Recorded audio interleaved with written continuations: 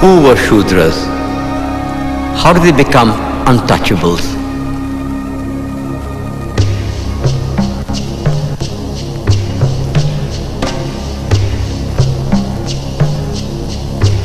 The Purusha Sukta of the Rigveda propounded the doctrine of Chaturvarnya.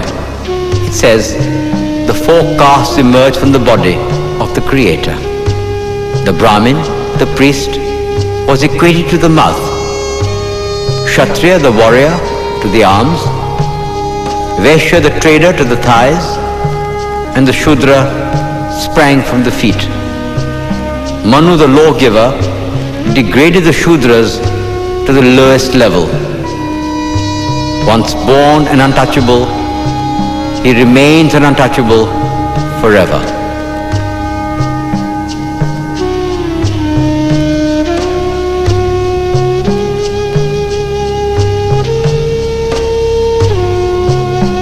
Obliged to carry dead animals and eat carrion, not allowed to use public streets, untouchables lived in a state of permanent segregation.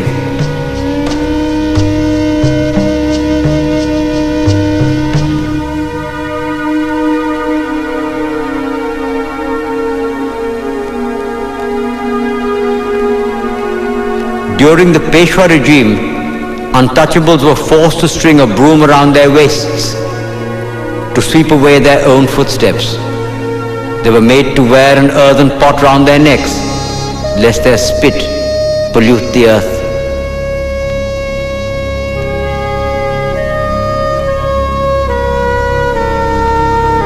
It was a bondage worse than the slavery of the Roman Empire, more cruel than what was perpetrated against American Negroes and German Jews. How long will this go on?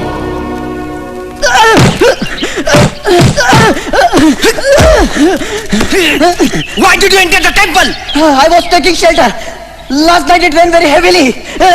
You have defiled our temple! Your shadow fell on the idol. You filthy scum! You dirty untouchables think you are Ambedkar! Nowadays everybody's Ambedkar! Hit him! Teach him a lesson! You government son-in-laws? Teach him a lesson he won't forget!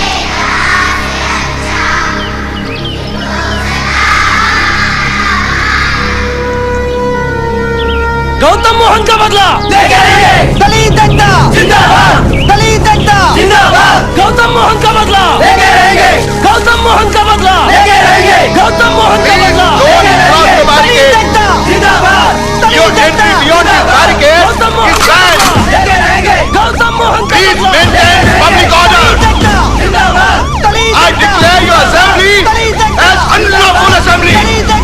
I order you to disperse. Gautam Mohan का बदला I order you to disperse.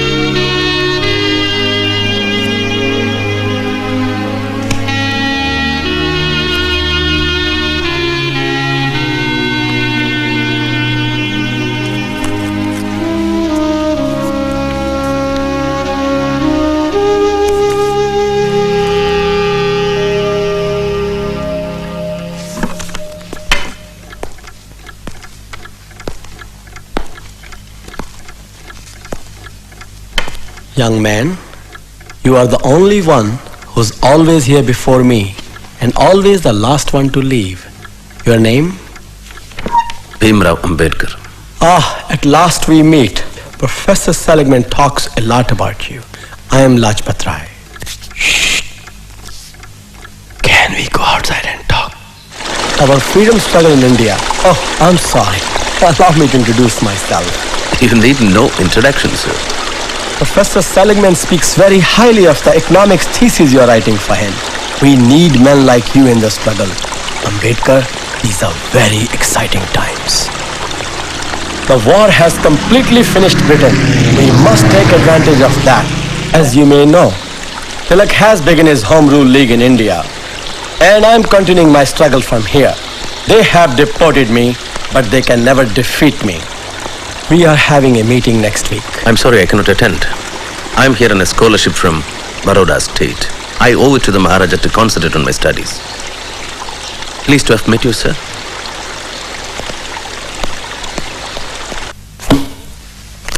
You've often heard me say that the purpose of knowledge is not just to understand the world, but to change it. Yes? Take my example. I teach, I write books, and I'm also one of the founders of the Negro Urban League. I know, sir. Please understand me, I have no complaints about your academic work. You're probably one of the best students I ever had. Please come. I'm disappointed, Ambedkar. I'm disappointed that you choose not to involve yourself in your country's political struggle for freedom. I'm in America to study, not to join Mr. Lajpat Rai's Home Rule League, if that is what you are referring to. I know what my responsibilities are. Of course you do. And none of my business, really, I'm sorry. Well, what's the subject of your anthropology thesis? Castes in India, their mechanism, genesis and development. Ah, when do you present your paper? Next Tuesday. Well, good luck to you. Thank you, sir. Couldn't sleep last night thinking about what you told me. I just don't get it. It's so unreal. They literally won't touch you. That's the least of it. At least you have the We freedom. got no freedom. What are you talking about? Hey! Quit your jabbering. We got a restaurant to open in 2 hours. Get to work. Quick, quick! At least you have the 14th Amendment. Fat lot of good it's done us. Think about it. You're from India and you can go to Columbia University. I'm an American. I can't be a student there. I can be smart, talented. But hey, let's just keep that 14th Amendment stuff in the Constitution. Because in the real world, black is black and white is white. And never the twain shall meet. You read Rudyard Kipling? Think you're the only one who reads books? You black bitch! Wait, what's I'll up? teach I you. want you to Keep your hands to yourself, huh? Take I that. didn't do anything. Dirty nigger. Keep your hands to yourself. Please, I touch you touching a white woman. I'll kill you. I didn't You touch hear the me? girl, You man. dirty nigger. You take that. I'll teach Leave you a me lesson. alone. I'll kill you. You hear me? You please black son stop, of a for bitch. God's sake. Now get the hell out of here. Dirty nigger.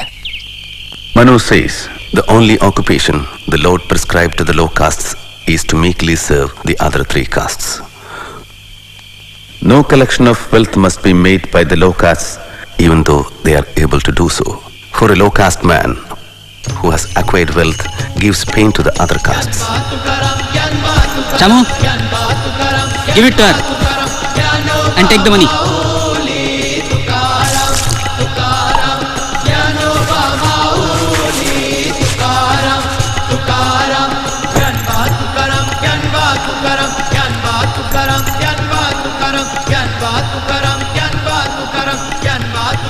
The low caste must never speak to the high caste, save from far away, and when they pass must utter loud cries, and whosoever hears them must leave the road till they have passed.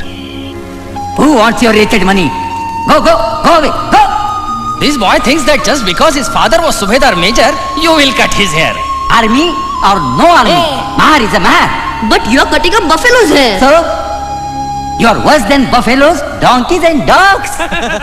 The high caste must never read the Veda in the presence of low caste. If the low caste hear the Veda, Their ears should be filled with molten lead. If they utter the Veda, their tongues should be cut off. Viva! Viva! The teacher said, no Brahmin worth his salt will defile the language of Vedas. Didn't I tell you to go straight to the principal? I did. You said things will be different in Bombay. Stop crying. Stop crying. I say stop crying! Goats are used as sacrificial offerings, not lions. Stop crying. You are the son and grandson of Subedar Major. Mind well.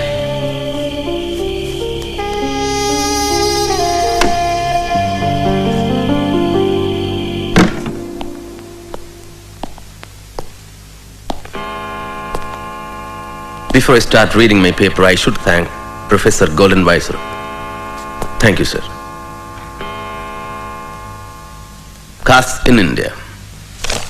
The average Hindu, and I may add, the average American, is always in ecstasy whenever he speaks about the Indian village. Since many believe this idealistic view, it would be better to present a more realistic picture of village society. The Indian village is not a single social unit. The two major divisions are between the touchables and the untouchables. The touchables occupy the position of a ruling race, while the untouchables occupy the position of a subject race of slaves. These positions are fixed at birth. There is no escape. Can caste be said to exist amongst non-Hindus? Yes. The Hindus have spread their poison to the rest. Caste has penetrated the fabric of Indian society. What caste are you? Mahar. Now, if you can get back the paper at hand. To Ambedkar's grand success! Grand success! Double MA! PhD! All in 3 years! While we donkeys are still struggling with a BA! Hey, Professor Seligman's here.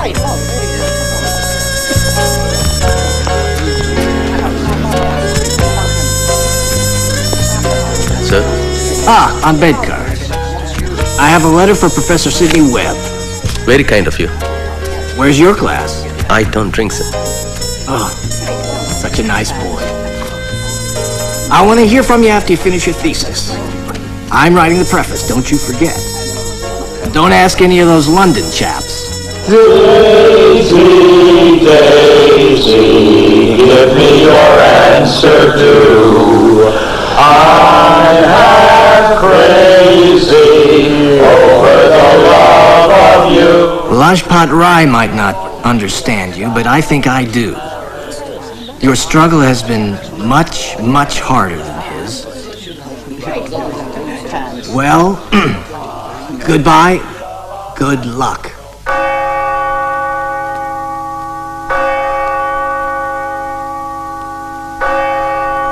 Brothers and sisters, we are honored to have with us today a friend of Brother Steve Brown, a young man from India.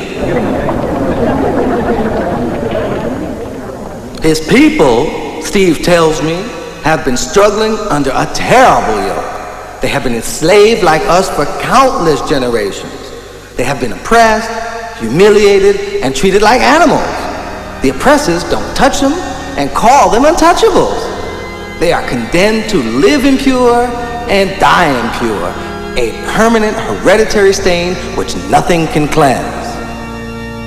Let us pray for them. Lord, hold our brothers and sisters in India in the palm of your hand. Protect them and help them, Lord, as you hold and protect us. Be with this young man, Lord, as he leaves to pursue his studies in London.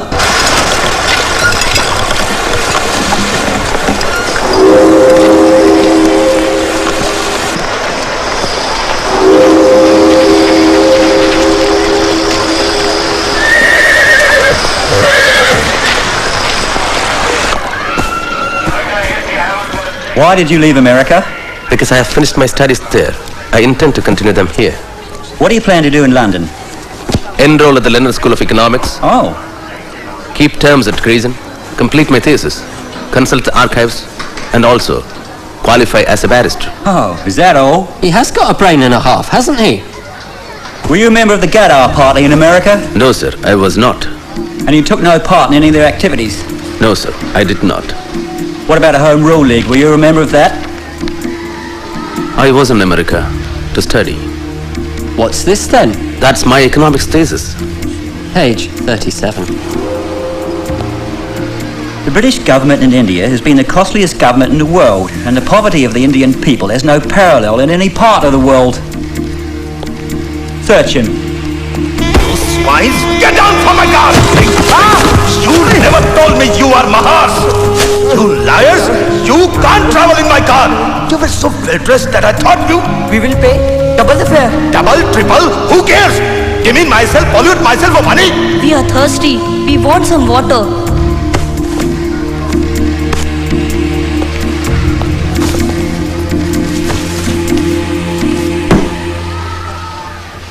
Welcome to London.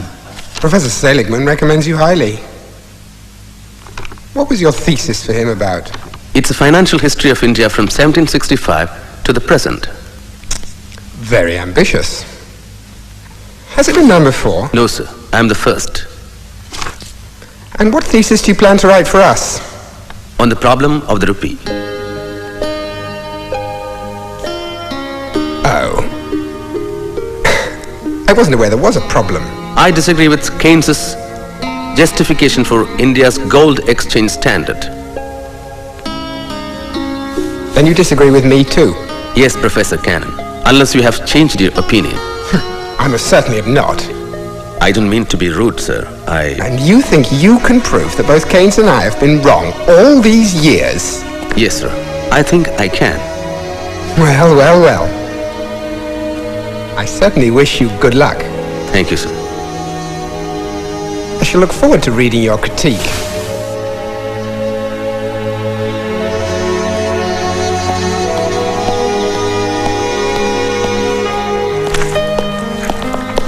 Ah, first man in. You know, you don't have to be so anxious. Relax. Sleep late one day. There are plenty of books. They won't run away, you know. There's plenty for everybody. I'm sorry. You won't understand.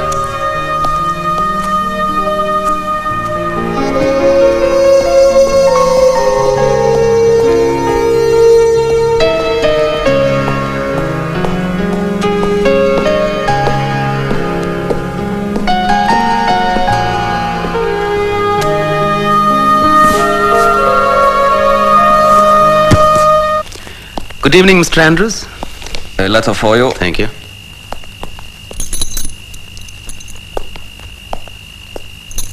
What about this week's bill? Tomorrow. Our son died yesterday. I'm sorry to give you this news. He fell ill. There was no money to treat him. Do not disturb your studies on account of us. Take care of your health. Everyone remembers you here.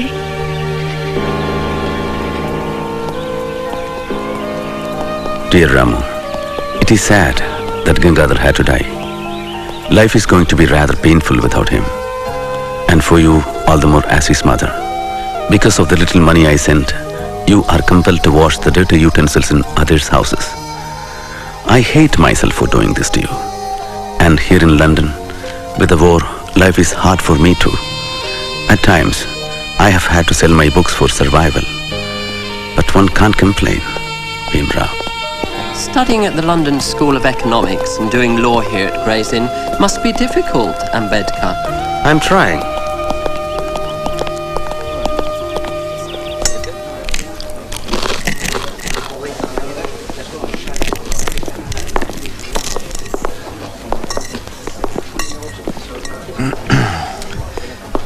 My friends here don't believe me, so perhaps you could enlighten them. isn't it true that Indians eat with their left hand because they wipe their posteriors with their right? Well? Is it true that the English bathe just once a week? Of course, this is just a rumor. I'm sure it can't possibly be true. My dear fellow, may I remind you that you are a guest in this country? I thank you for your kind hospitality.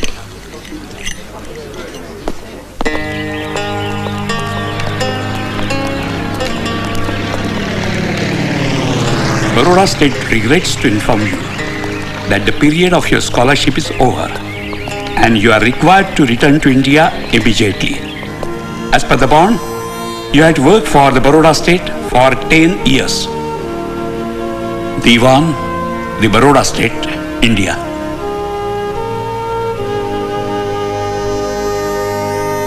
Is there no way you could persuade them to allow you a few more months? After all, it's so close to finishing. No, sir.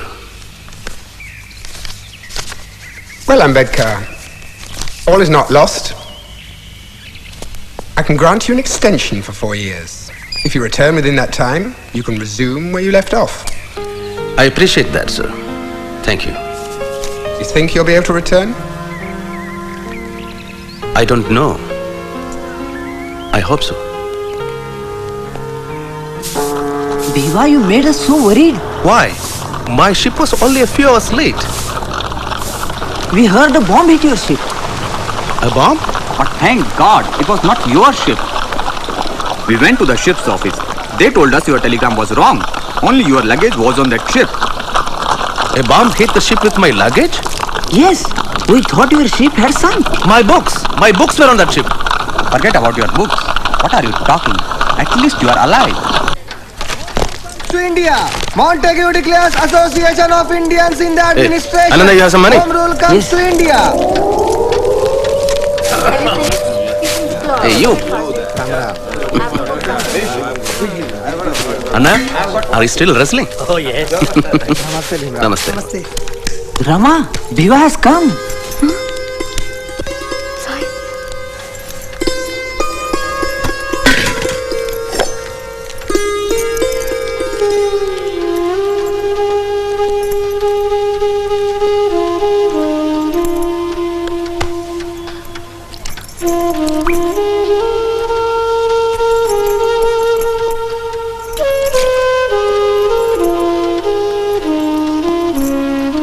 शुक्रिया।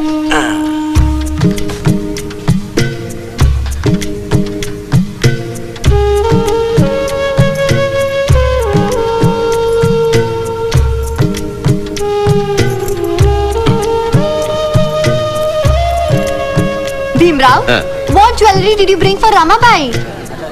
When the jewel himself is here, what's the need for jewelry? Right?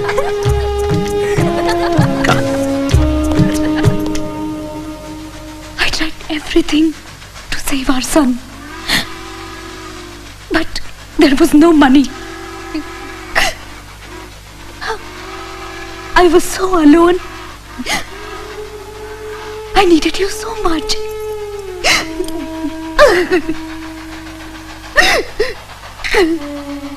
Every morsel of food I ate, I thought of you. Every Saturday I fasted for your safety.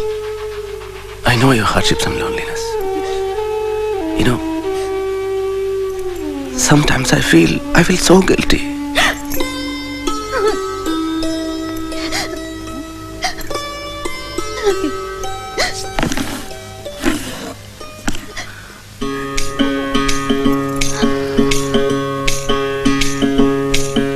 Kabir कहे ये जग अंधा, कबीर कहे ये जग अंधा।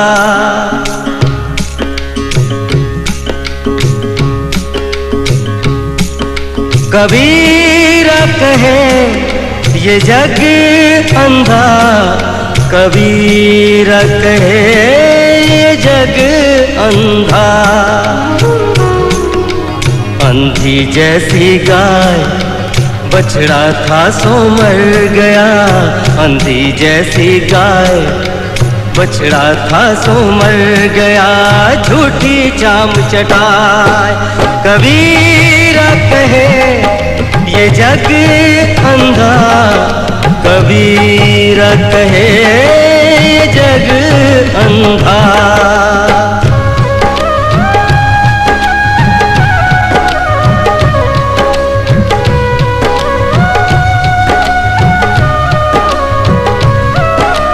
गगन घटा कहरानी साधो, गगन घटा कहरानी साधो, गगन घटा कहरानी। पूरब दिशा से उठी है बदरिया, ओ पूरब दिशा से उठी है बदरिया। रिमझिम बरसत पानी, रिमझिम बरसत पानी। पूरब दिशा से उठी है बदरिया, रिमझिम बरसत पानी, ओ रिमझिम बरसत पानी। अंधी जैसी गाय, बछड़ा था सो मर गया झूठी जाम चटाए। कबीरा कहे ये जग अंधा, कबीरा कहे ये जग अंधा, कबीरा कहे ये जग अंधा, कबीरा। I hope all your studying is finished now.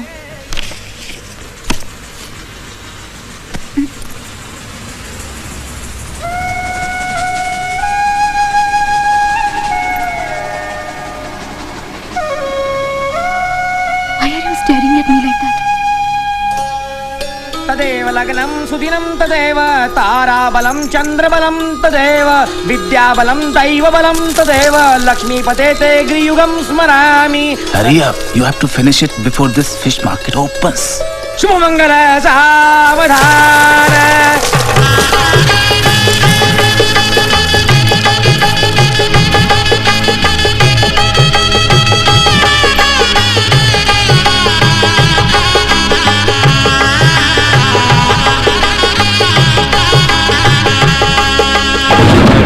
पर्दा छोड़ दे ओ,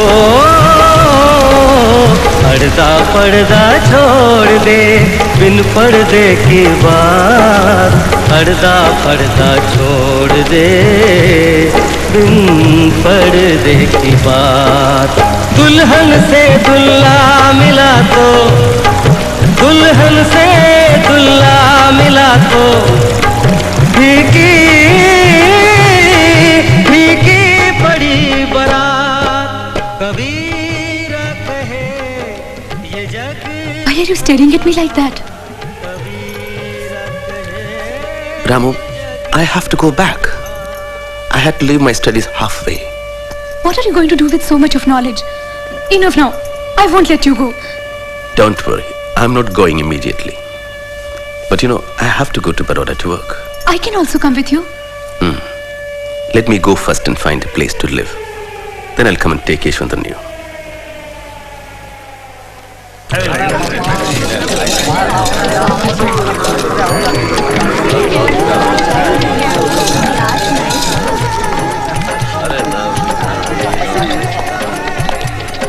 I want a room. Your name, please? Bhimrao Ambedkar. Hindu, huh? Caste? Mahar. Sorry, I don't have a room. At least for a week. You want to close my hotel? Try somewhere else.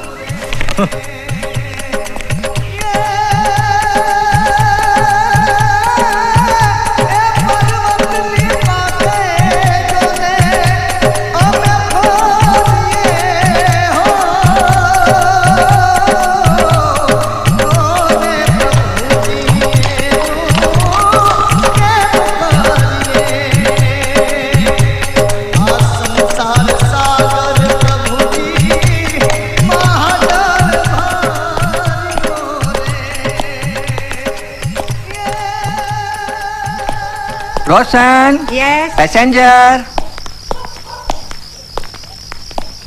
Are you alone? Yes. Is this your only luggage? Yes. Come.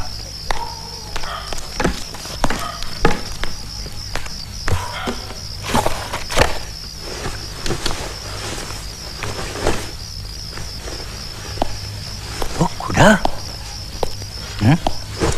Roshan! He is not Parsi. He is not wearing Sudre Kusti. Who are you? You are not a Parsi. Yes, I am. Trying to fool us? All right. Show me your Sudre Kusti. Come on, show us. I'm Hindu. You can't stay here. This dharamsala is maintained by the community for the use of Parsis only. I see your difficulty. I can assume a Parsi name for the register. You will also gain something if I stay here. I leave as soon as I am sanctioned a house.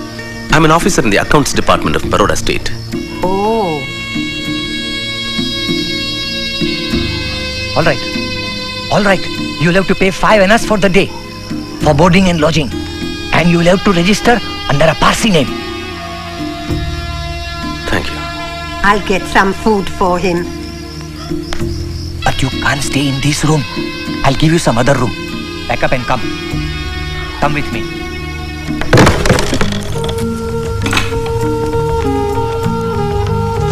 Come. This is where you'll have to stay. All right?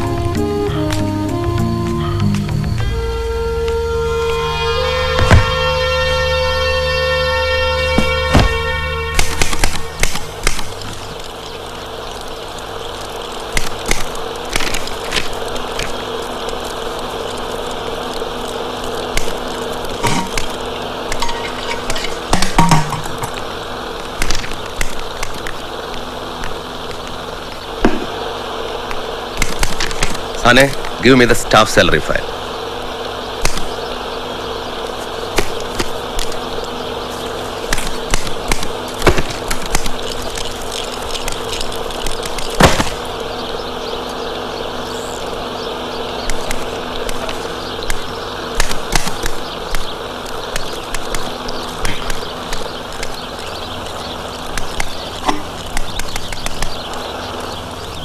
Will you fetch me a glass of water?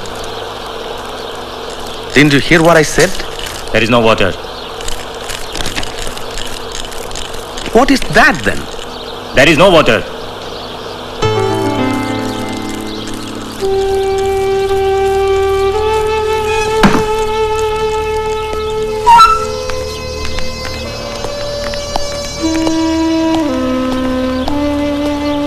Look here. You might be a senior officer, but you can't touch this water. Maybe the Maharaja should hear about this. Yes. Go and tell him. We are not scared. This is our religion. If the Maharaja wants you to drink water, let him bring it from his own palace. He is a Maharaja. He can do whatever he likes. He can employ dirty, untouchables like you. Yes, I remembered. But you know what happened? But I didn't get 3% marks in economics like you, Mr. Mukherjee. That too, Seligman said he was granting Mukherjee 3%. I didn't know that. Because he didn't want to discourage me. Actually, I deserved 0. Dr. Ambedkar, I am Jangir Umrigar. Hello. Secretary of this officers club. May I have a word with you? Of course. Excuse me. Oh, yes? Please come, sir. We have received your application letter. We will be pleased to admit you to this club, but only on the following conditions. You will have to sit at your own separate table. You can use your own cutlery, serviettes and crockery. And only one of our waiters, Makbul Ahmed, is willing to serve you.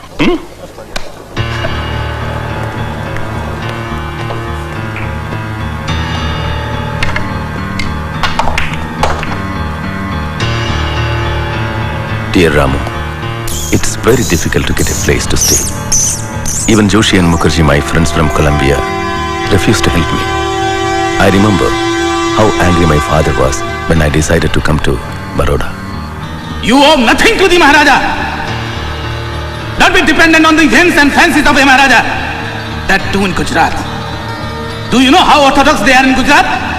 But I have already accepted the job, father. What?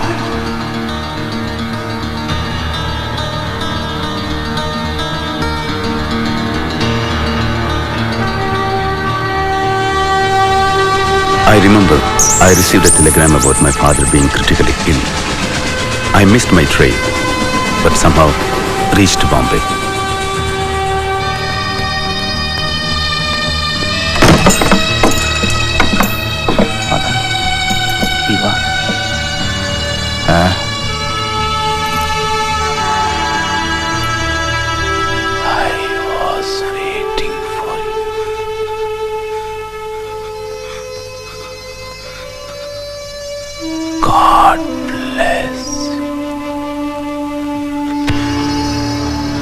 Father.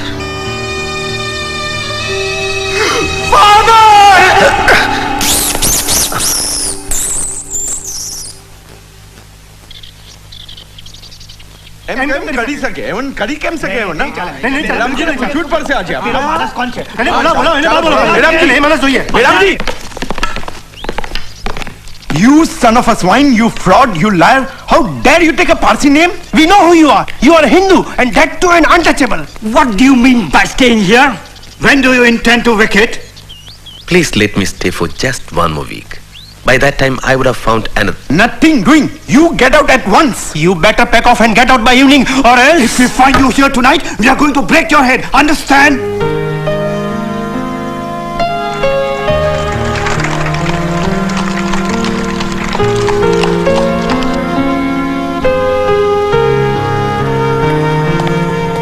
Dr. Ambedkar, Maharaja is expecting you. Please come.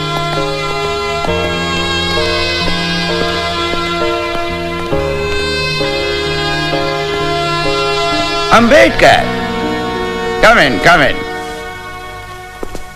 I have been very proud of you, my boy. Very proud of you. I did cast in India. Excellent paper. Excellent. Thank you, Your Highness. Sit.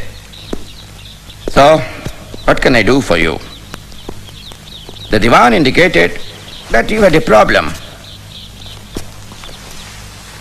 Sir, I need a place to stay.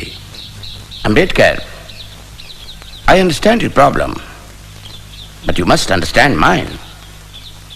I have to go slow.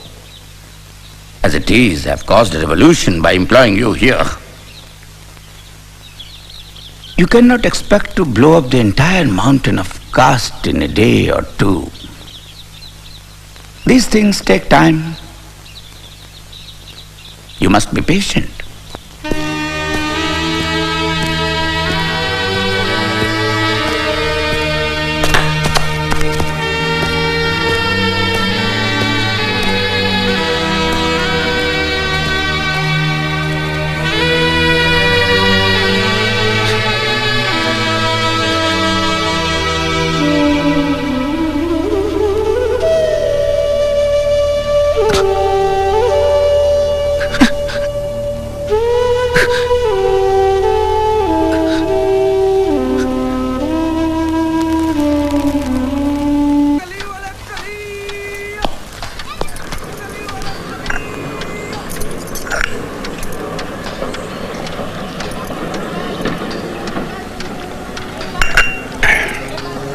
People can be so cruel to you.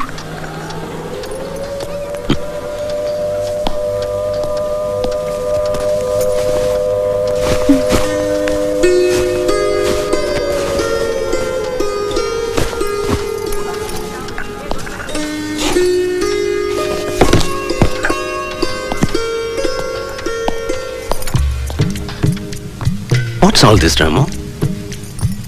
This is the first day that you are going to sit in... Sitnam College. Sit in... Sitnam College. Sit in... Scam...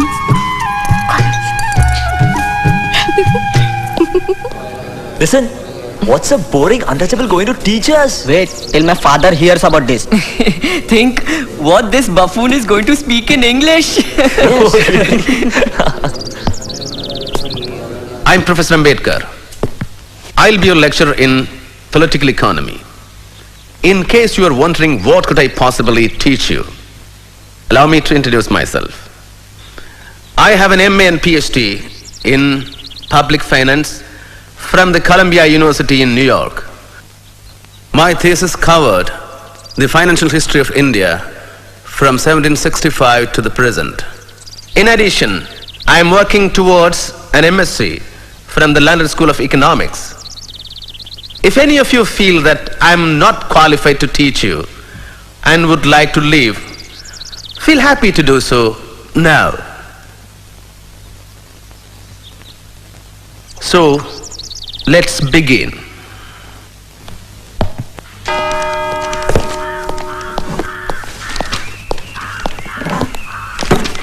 Dr. Ambedkar.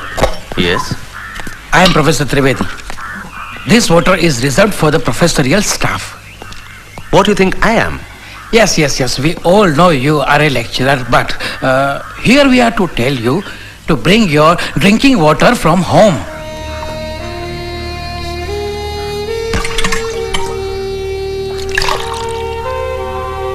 If you learned professors have any objection in my drinking this water, I suggest you to bring water from your home.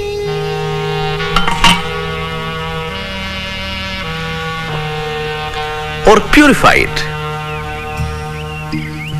You are Trivedi, so I assume that you know the rituals to purify polluted water. No? I'll tell you. Amedya Shava Chandala Madhya Mansadi Dushitat. That's from Vriddha Harita Smriti. Shall I repeat it? Amedya Shava Chandala Madhya Mansadi Dushitat. Amedya Shava Chandala Madhya Mansadi Dushitat. Govarudrutya Kalashay Sahasram Jalam Nikshipya Panchagavyani Varunairapi Manyayeta Taragasya Vishuddhyartham Gobhis Sankramaye Jalam.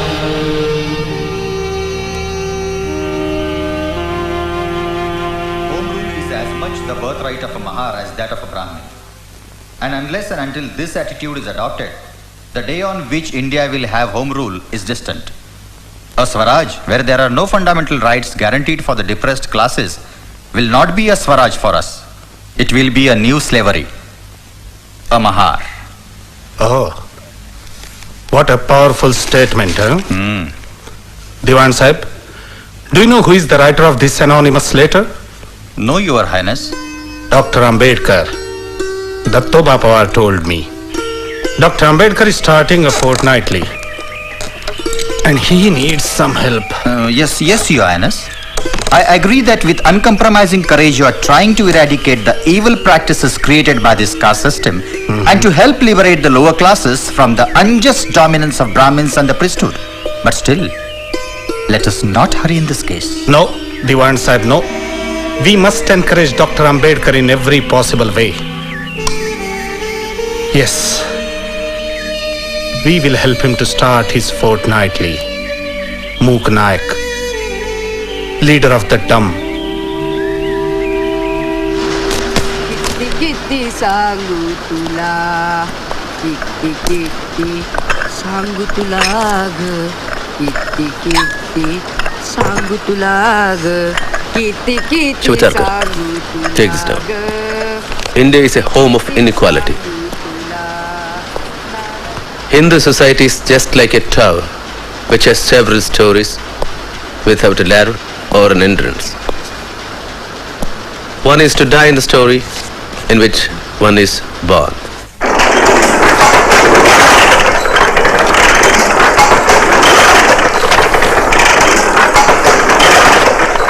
So friends, this Mangaon conference has convinced me that you have found your savior in Ambedkar. I am confident that he will break your shackles. Not only that, a time will come when, so whispers my conscience, Ambedkar will shine as a front rank leader of all India fame.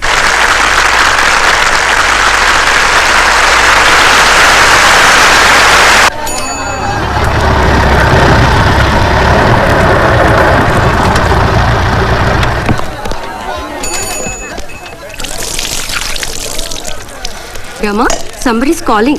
Who can it be? Oh, Ambedkar! I think he's Shahu Maharaj. Let's go up.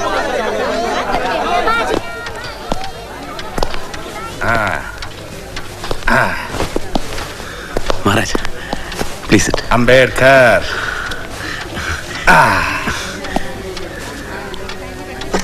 How about a cup of your special tea, Sister Ramabai? Mammootty.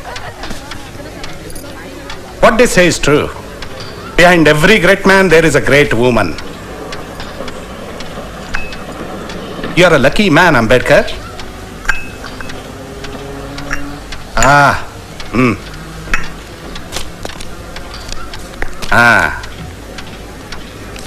have a contribution for your London studies.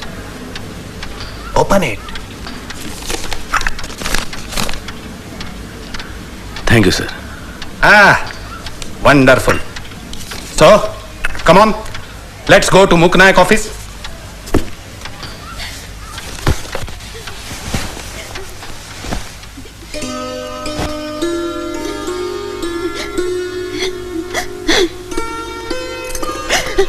Ramu, I can understand your suffering, loneliness, and hardships. But I have to complete my studies. It's only a question of 2 years.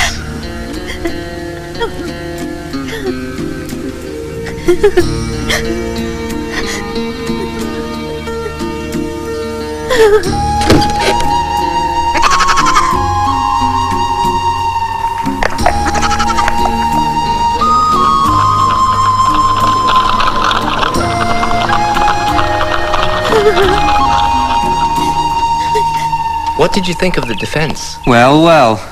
Look what the cat dragged in. Oh, Ambedkar.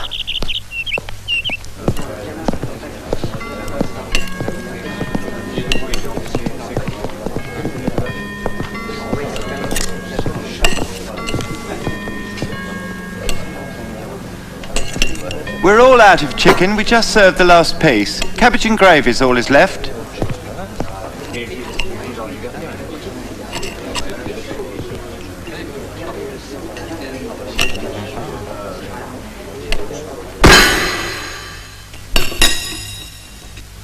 What's the matter?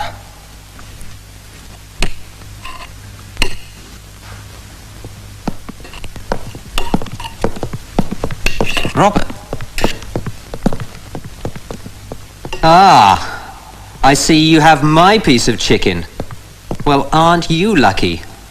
My father says in India, Indians and dogs eat outside.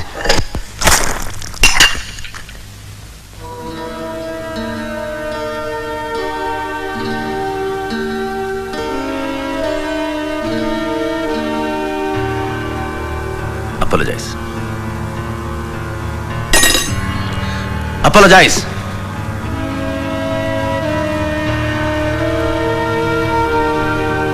Oh, all right. I apologize.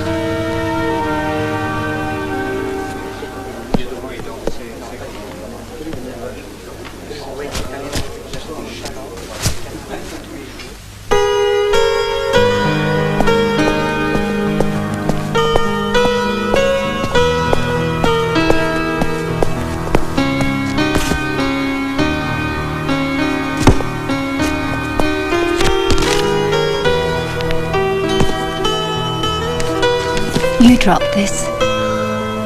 Thank you.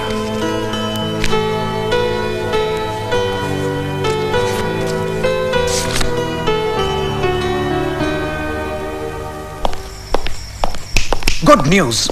Wonderful. Didn't you hear? Prince of Wales's visit to Bombay? No. What about it? Down shutters everywhere. Black flags. Gandhiji made a huge bonfire of British cloth. There are other things Gandhiji should be burning.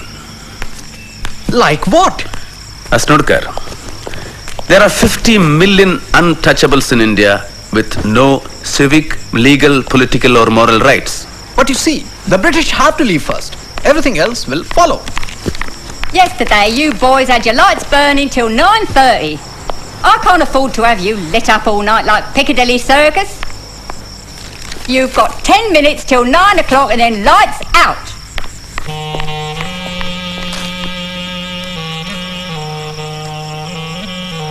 Dear Shivatarkar, how is Mokanaik? Life here is very difficult. My landlady is a very harsh and terrible woman. I have to make do with the frugal breakfast, which is also my lunch.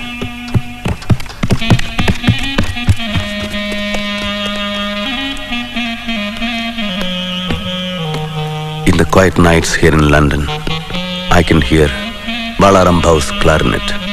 I am anxious about Ramabai. Please continue to take care of her. as I know you will.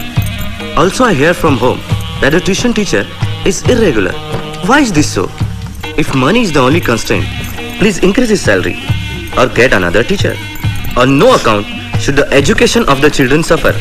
Please personally look into the matter. Bhimrao. Never had a moment's time for you here in Bombay. And just look how he cares for you from 1,000 miles.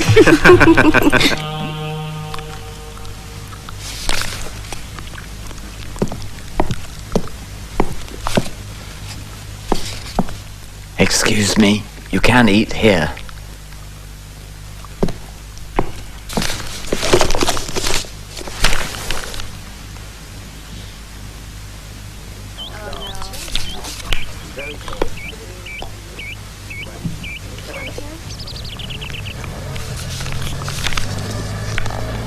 Excuse me, we met the other day.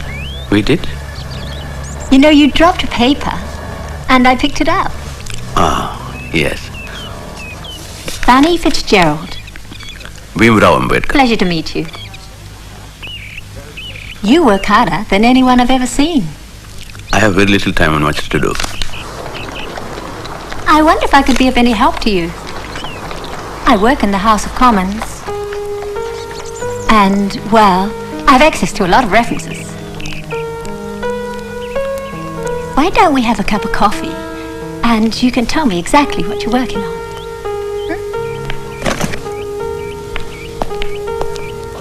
It'll just take 10 minutes and then you can get back to work. What's the matter? It's not that. I have no money. My treat. Oh, come on. It won't bankrupt me, I promise. Good evening, Ambedkar. Good evening. I read your Mook Nayak, Dumb Hero. I like your writing, but I don't like your ideas. That doesn't surprise me. By the way, you know, Shah Maharaj is dead.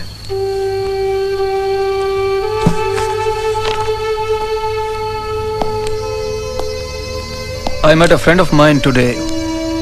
He has just come from Bombay.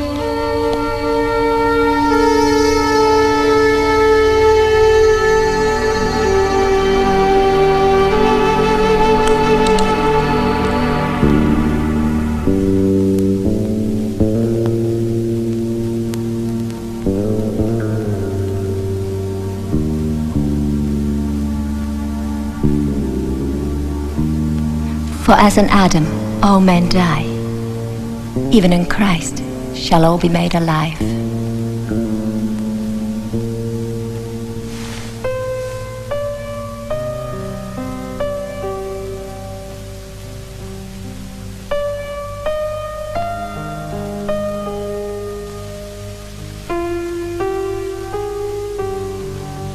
When my husband died, I wanted to die with him. I have been very selfish. I have never ever asked you about yourself. There's not much to tell, really. He died in the war. Any children? I live with my mother. She's the only one I have left. I hope God gives you the happiness you deserve, Fanny.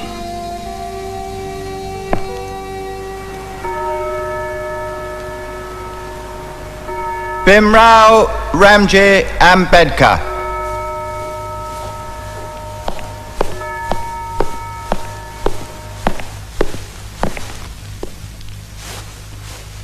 I hereby call you to the bar and do publish you barrister.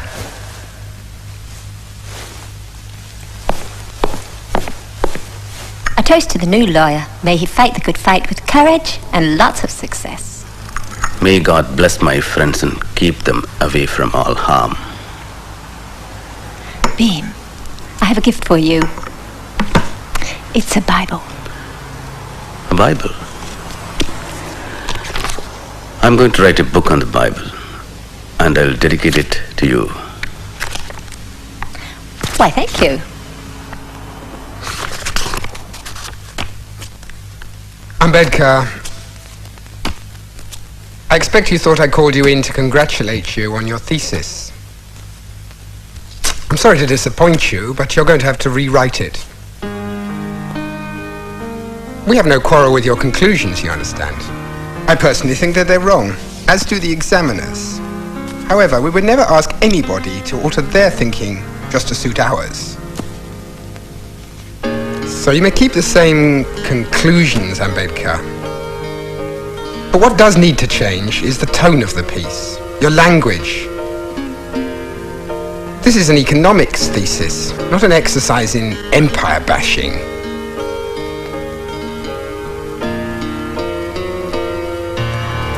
Bim, what's the matter?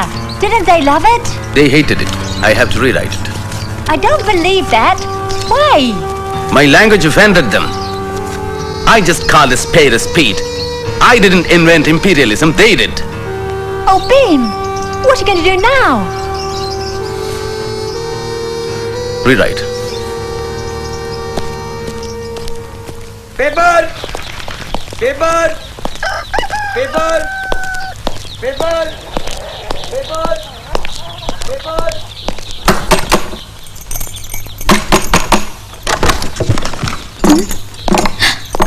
Sahib, it's a surprise.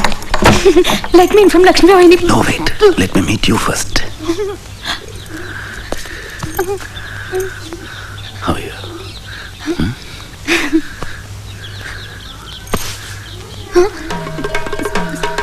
Sahib!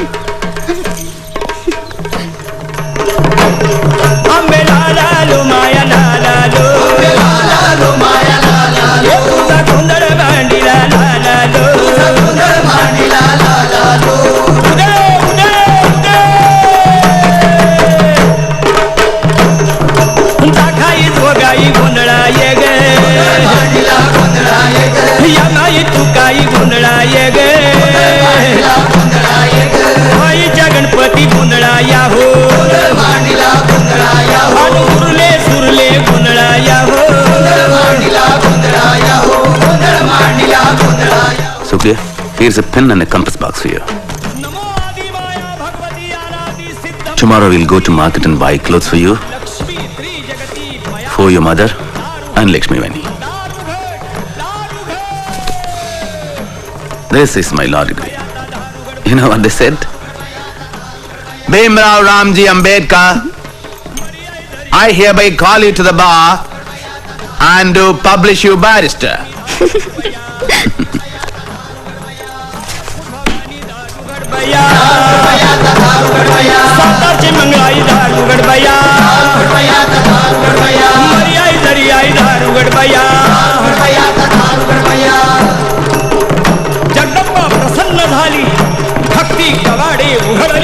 Why don't you wake yourselves up? My heart breaks to see the pitiable sight of your sad faces and hear your sad voices. You have been groaning from time immemorial, and yet you are not ashamed to hug your helplessness as an inevitability. Why did you not perish in the prenatal stage instead? Wake up. Wake up! Why do you worsen and sadden the picture of the sorrows, poverty, slavery and burdens of the world? With your deplorable, despicable and detestable, miserable life, you had better die and relive this world if you cannot rise to a new life, or you cannot rejuvenate yourselves. Wake up. As a matter of fact, it is your birthright to get food, shelter and clothing in this land in equal proportion with every individual, high or low. If you believe in living a respectable life, you believe in self-help, which is the best help. From the presidential chair of the Indian National Congress, Maulana Muhammad Ali referred to a suggestion to divide the untouchables equally between Hindus and Muslims. How dare he speak like that? Are we to tolerate this? Are we to be treated like slaves? How can we trust the Congress after this? Gandhi, the great social reformer, was in prison when this was said, and he remained silent. Do we need such saviors who care more about appeasing the conservative Muslims in their demand for Khilafat? I say no. I propose we establish a central institution for removing our difficulties and for placing our grievances before the government. I propose we call our organization the Bahishkrit Hitakarni Sabha.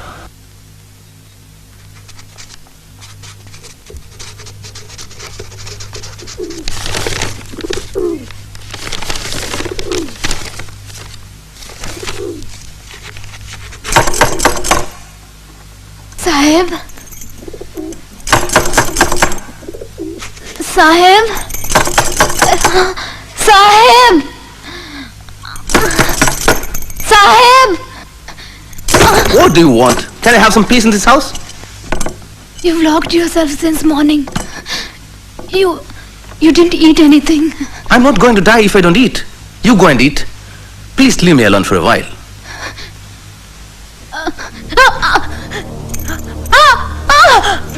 Ramu, what happened? Ramu, what happened?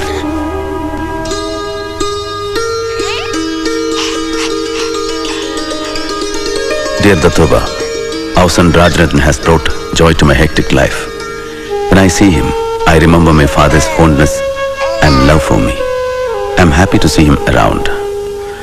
I'm trying my best to establish myself as a good lawyer. Yet being low caste makes things all the more difficult. But then, Rajarathan is our comfort. Bhimrao! Bhimrao, Rajarathan is very serious. Please hurry up.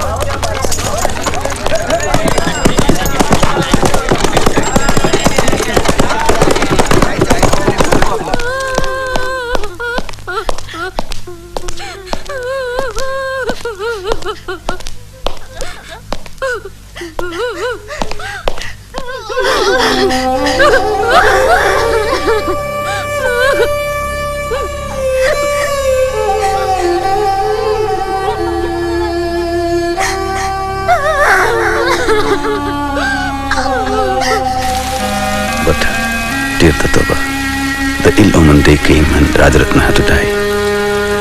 And now that we have buried the fourth of our auspicious and sprightly children, all the salt from our life is gone. Tell me, Datoba, why is destiny so cruel? Why did Rajarathan have to die? Why? I, Bhimrao Ramji Ambedkar, having been nominated a member of the Bombay Legislative Council, do solemnly affirm that I will bear true faith and allegiance to His Majesty the King Emperor, as by law established, that I will uphold the sovereignty and integrity of British India. We should start our agitation from somewhere in Konkan. That who comes under the Bole resolution in the Bombay Legislative Council about the untouchables being allowed to use all public watering places. Let's begin the agitation of Mahat to the opening of the Saudar tank for the untouchables. This will be the commencement of the social revolt. Sahasrabuddhe, Chitre, and Tipnis should reach each and every village and get people to gather in thousands.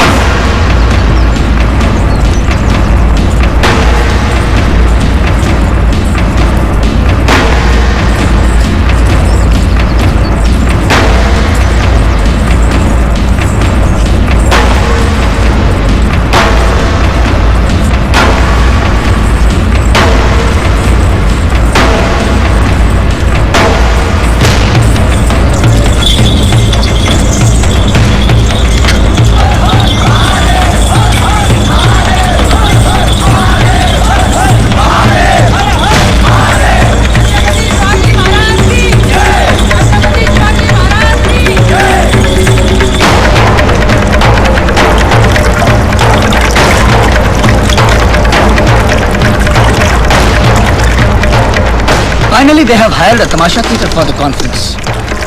And hundreds of people are marching towards Mahad.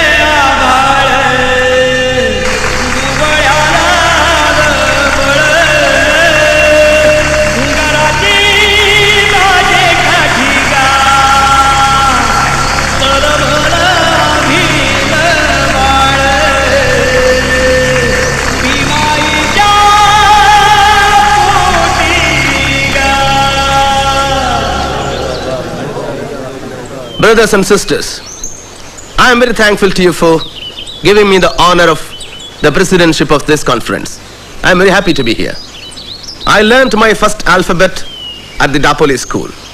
One always remembers with fondness the place where one has passed one's childhood. But I am very sad too, for we go on bearing injustice. My advice to you is, let us throw away the dirty lifestyle imposed upon us by high caste Hindus who condemned us to live in this hell. So, educate, agitate, and organize. Have faith in yourself and learn to be clean. I therefore ask you to take a solemn vow to renounce eating carrion and thrown out crumbs. Educate your children, inculcating them the idea that they are destined to be great. For ours is not a battle for wealth and power. It's a battle for freedom and self-respect. And with justice on our side, I do not see how we can lose the battle.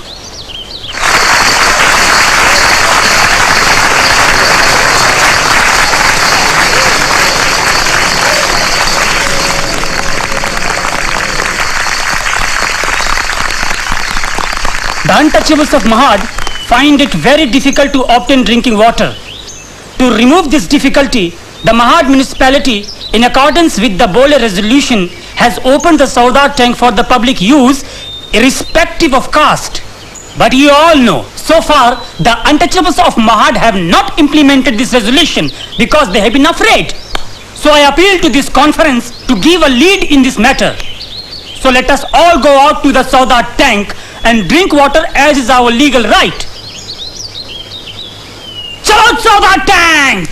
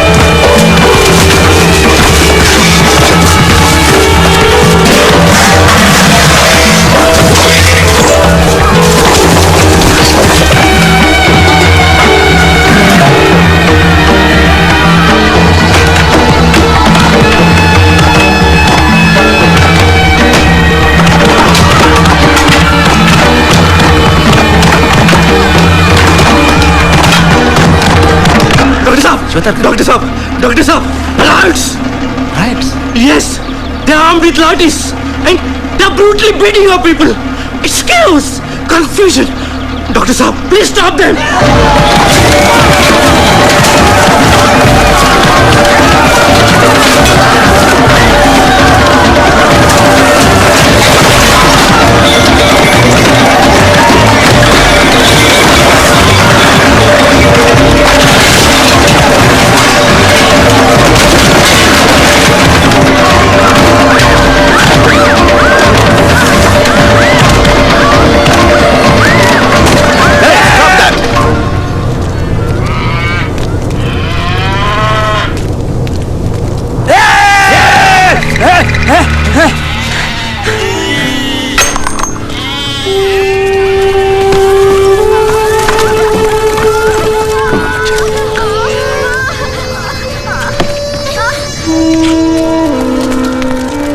Disgusting.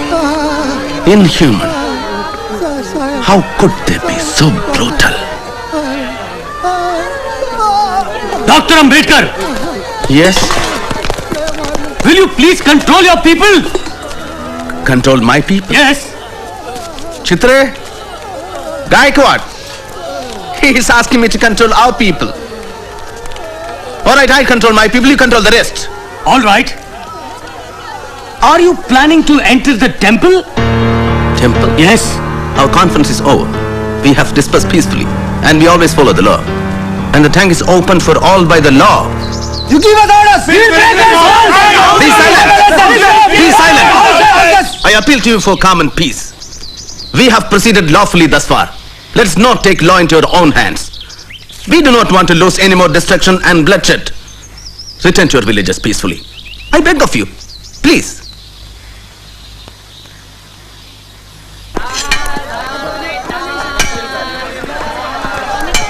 She has not slept. She has not eaten. She has fallen sick worrying about you. Don't you care anything about your family? I know what I'm doing. Then why do you risk your life like this? Hey, Bhiva! Listen to me, I am your elder brother. You have to listen to me. Tell me, who was the one who supported your family when you were studying? Hey, when you did not have a single paisa with you? Tell me, who was that? Hey! Nothing in this house belongs to you. Nothing. Even the cooking utensils. Everything was bought with my money. Do you understand? Then take them and leave. All right. I'll take them. I'll take everything. Bauji? Bauji? Let him go to hell. Let him go to hell.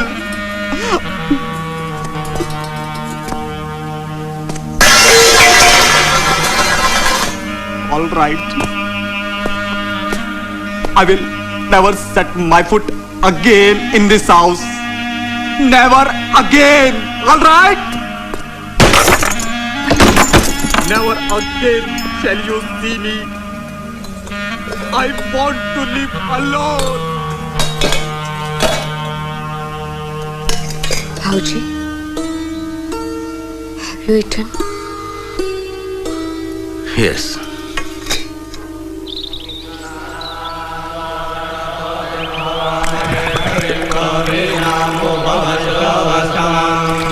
ज्येष्ठराजं ब्रह्मणां ब्रह्मणस्पदान शृण्वन्नोतिभिश्रीदशादनाम् ॐ तत्सवितुर्वरेण्यं भर्गो देवस्य धीमहि धियो यो नः प्रचोदयात् ॐ गन्धद्वारान् नित्यपुरुषान् कीर्तिम् ईश्वरीं सर्वभूतानां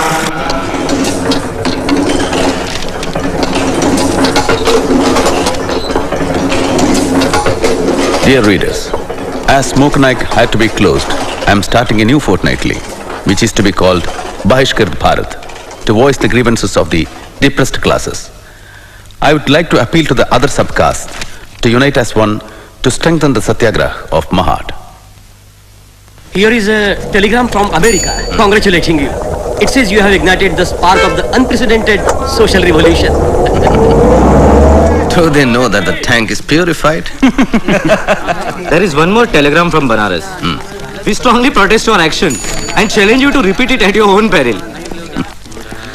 अरे यार 2 चाय ले 4 नंबर पे Farooq bhai, give us something to eat. How is Bahishkrit Bharat doing? All copies sold out. Good. How was the council meeting? Stormy. Then, tell me, what is the position, Mahad? More?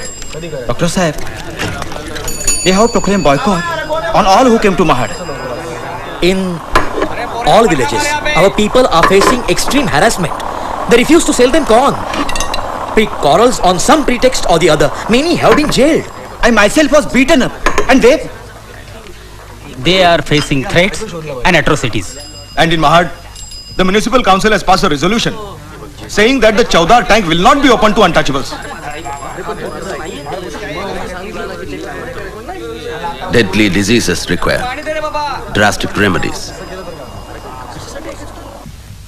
Friends, there is a letter from Mr. Jabbar, the leader of the non-Brahmin movement.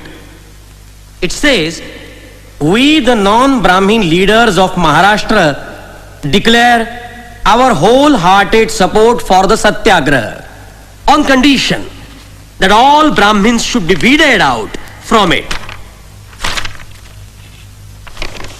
The view that all Brahmins are enemies of the untouchables is a wrong view.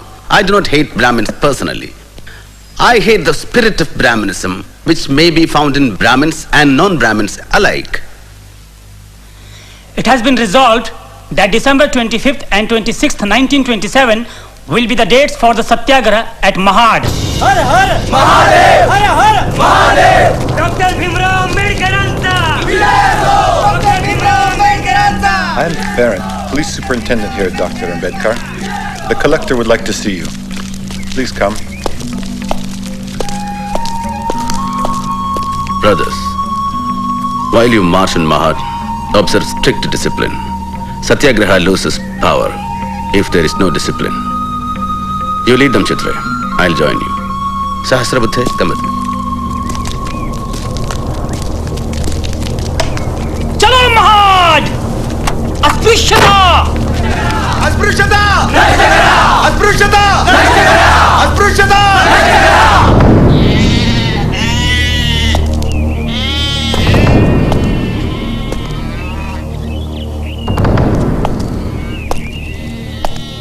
I do not want anyone near the tank. All right? Good. You must understand my problem. The high castes have gone to court, claiming the tank is private property, and the civil court has granted them a stay order. Mr. Hood, you know as well as I do that this is a completely fraudulent claim. But you know that it is up to the courts to decide whether or not they are justified. But the whole purpose of the Satyagraha was to drink water from the tank. If you persist, I will be forced to make arrests. You will be in contempt of court. Do you want to send 10,000 of your followers to jail? What purpose will it serve? You know I am not against your movement. I have resisted pressure to issue an order prohibiting the assembly of 5 or more persons. Thank you. We are grateful. Will you give me the opportunity to speak to your conference? Just for a few minutes, before you proceed to the tank. That will be possible. We must take our leave now. They'll be waiting for us to begin. This conference that has been called to inaugurate an era of equality in India has no parallel in Indian history. I can only compare this to a meeting held in France in 1789 that ushered the French Revolution. Our conference is the beginning of such a social revolution in India. We are here to declare a war. Our goal is not only the abolition of untouchability, but a war against the caste system itself.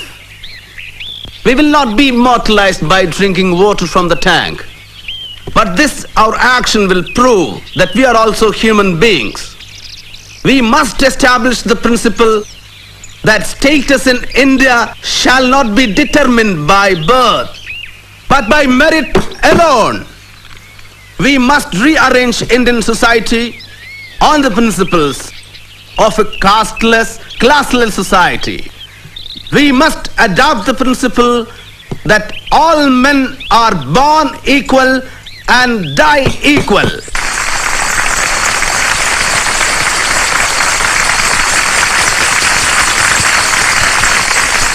Let's destroy the authority of the ancient Hindu scriptures that abound in inequality. Brothers and sisters, religion and slavery are not compatible.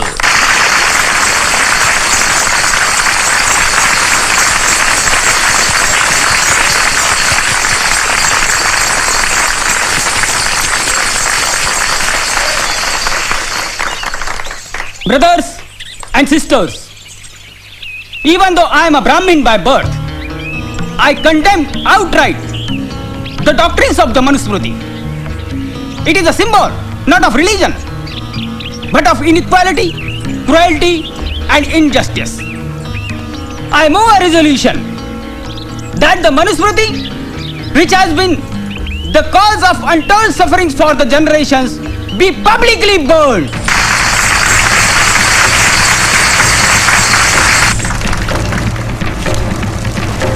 क्षुद्रतु कार्ये दास्यं कृतभकृतमेव वा दास्यायौ हि सृष्टोऽसौ ब्राह्मण्यास्य स्वयंभुवा वैश्यशूद्रो प्रयत्नेन स्वानि कर्माणि कारयेत् सौ हि जितोऽस्व कर्मभ्य क्षोभयेतामिदं जगत् न स्वामिना निसृष्टोऽपि शूद्रादास्याद् विमुच्यते निसर्गजं हिततस्य कस्तस्मात् दपोहति.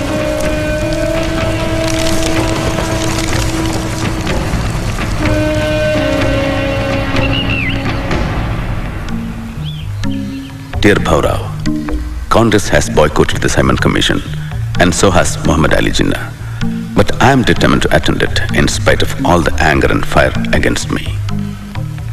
During this crisis, I miss Balaram Bhau. He would have supported me had he been alive. After giving my classes in the law college, I'll be going to Pune. There I have to meet the Simon Commission tomorrow. Sahib, take care. Markebo was telling me that your enemies are... Rama, you still have a fever. Don't forget to take your medicines. I'll take care of myself. So you are particularly anxious to get appointments in the public service? Yes, decidedly. Why is that so? Our experience on the administration of the law is very bitter. In most of the cases, the law is administered to the disadvantage of the depressed class man. I understand that you have been very active in the uplift of the depressed classes. Do the higher classes help you in this work? The whole caste in the population insist upon the depressed classes doing the unclean jobs. Because giving up doing these jobs means that the depressed classes are exceeding their social status, rivaling the upper class. What do you want to represent as the proper way in which the Constitution of India should deal with the depressed classes? The first thing I would like to submit is that we claim that we must be treated as a distinct minority, separate from the Hindu community.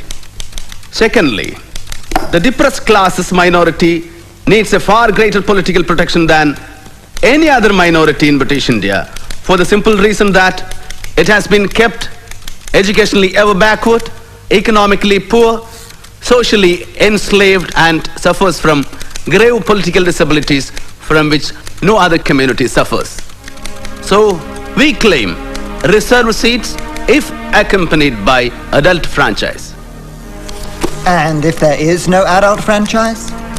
Then we would ask for a separate electorate, certain safeguards regarding the education of the depressed classes and their entry into public service. Mr. Solanki, do you keep the same view? Yes, of course. If the details of the scheme which you've laid out were to be introduced into the Constitution of this country, would it not lead to perpetual class war? It might. But it would depend on the attitude of the majority, Sir John. Therefore, you would not, as a sagacious statesman. I do contemplate and I do desire the time when India shall be one. And I believe that a time will come when all these things will not be necessary. But again, it would depend upon the attitude of the majority towards the minority. How many members of the depressed classes practice at the bar? I am the only one. Any more questions, gentlemen? Thank you, Dr. Ambedkar, Mr. Solanki. Thank you, Major Attlee. Simon! Simon! Go back! Go back! Britishanse hastak! Ambedkar! Ambedkar! Britishanse hastak! Ambedkar! Ambedkar! Ambedkar answer! Vikaraso! Ambedkar answer! Vikaraso! Sahib, don't you think that those who are clamoring for the independence of the country have inconsistent attitude? Yes, of course. They raised violent protest against the insulting treatment meted out to Indians in South Africa and to Indian students in Britain. And at the same time, denying human rights to their own countrymen and co-religionists in India. I find this attitude inconsistent, selfish and shameless.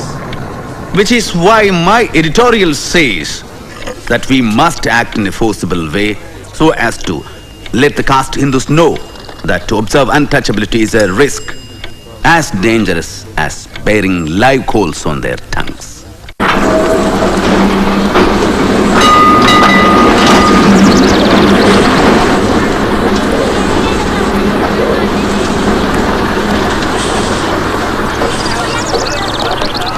The untouchables will try to enter the Kalaram temple in Nasik. And if this is opposed, we will insist on Satyagraha. Naik, the political rights of the untouchables are more important than the temple entry. We just want you to lead the movement.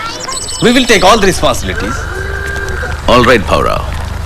Then send a notice to the trustees of the Kalaram temple about the Satyagraha. Om Gananandva Ganapatim Havame Kavim Kavinamupameshravastamam Jethtarajam Brahmanam Brahmanaspada Anashunvanno Devisvirajarano Swa.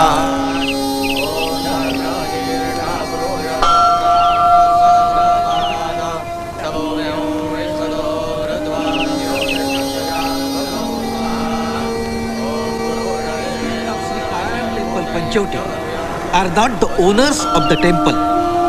They have no right to interfere in the traditions. Since the inception of the temple, our ancestors were appointed as the priests and we are following them honestly. We, the priests, are the supreme powers of the temple.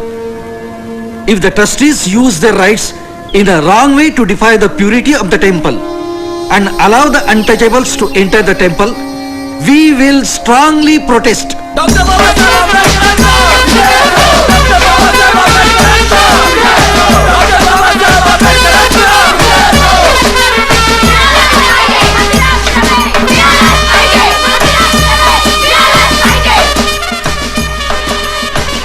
Hurry up. Hurry up. Close all the doors now. मंदिरात प्रवेश! मंदिरात प्रवेश! Doctor Babasaheb आंबेडकरांचा! आधी जमाना बाबासाहेब आंबेडकरांना आवाच्या कुलदैवताला आणि मग महात्मा ज्योतिबा फुल्याला आणि तसं छत्रपती श्री शाहूराजाला.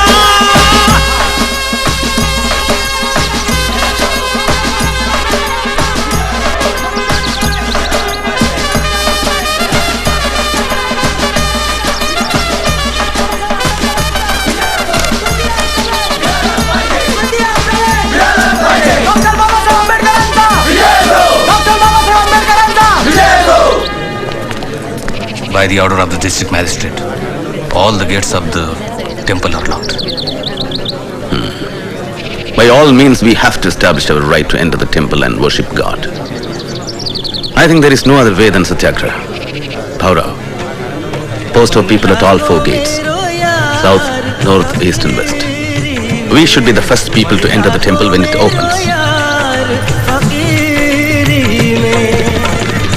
जो सुख पायो राम भजन में, जो सुख पायो राम भजन में, सो सुख नाई अमीरी में. मन लागो मेरो यार फकीरी में, मन लागो मेरो यार फकीरी में. Dr. Ambedkar, don't you feel that it's a crime to block the gates and not allow the people to enter the temple? I know, Mr. Gordon, it is. Suppose I order the Indian Penal Code 144 and allow only 4 people here.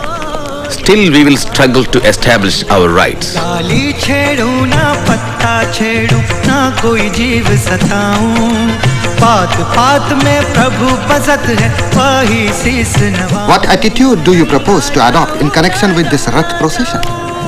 The untouchables will participate in dragging the Rath, and we will offer the puja to the idol in the Rath, and that has been a tradition. Caste Hindus will bring the Rath to the main door of the temple, and after they have dragged it 10 feet from the gate, they will stop.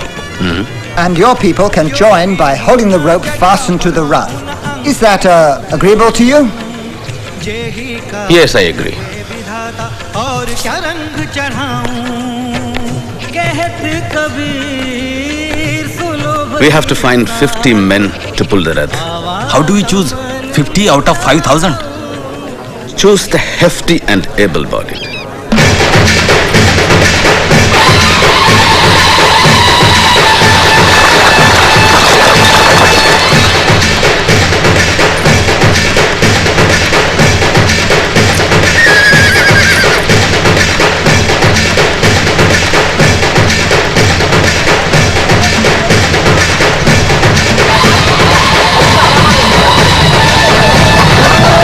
Running away with the Rath.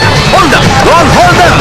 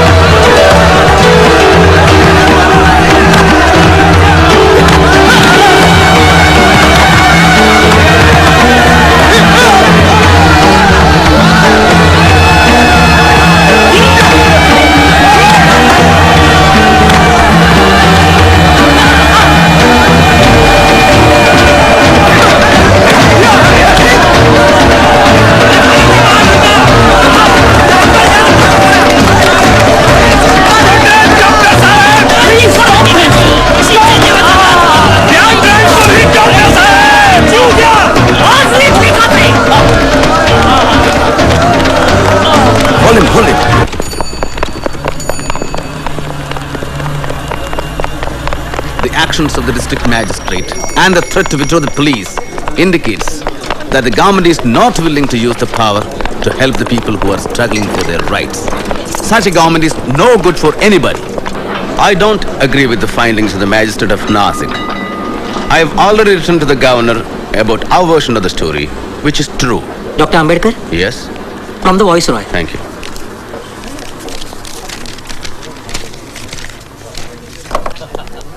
Oh, it's an invitation to the Round Table Conference in London. Congratulations. Thank you. Congratulations. Thank you. Dear Chitre, Congress and Gandhi have boycotted the Round Table Conference. Congressmen hate and curse those who are going to attend it. I will demand what is rightful for my people, and I will certainly uphold the demand for Swaraj.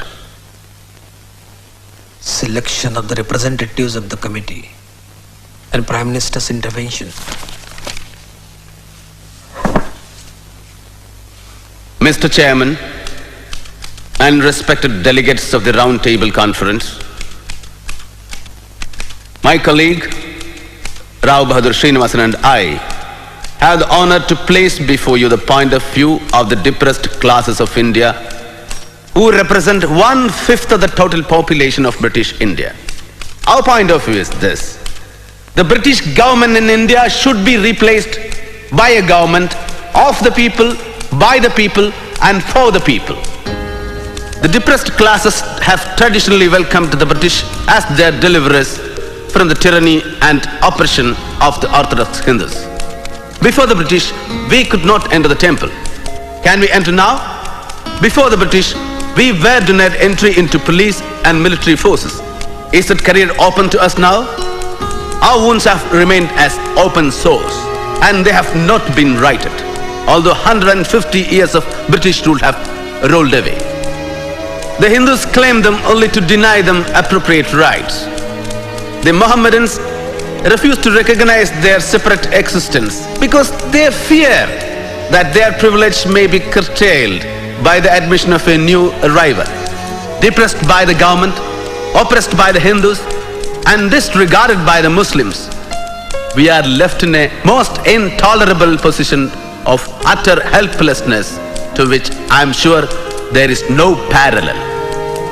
We hold that the problem of the depressed classes will never be solved until they get power in their own hands. Given the present temper of the country, no constitution will be workable which is not acceptable by the majority of the people. The time when Britishers were to choose and India was to accept is gone, never to return.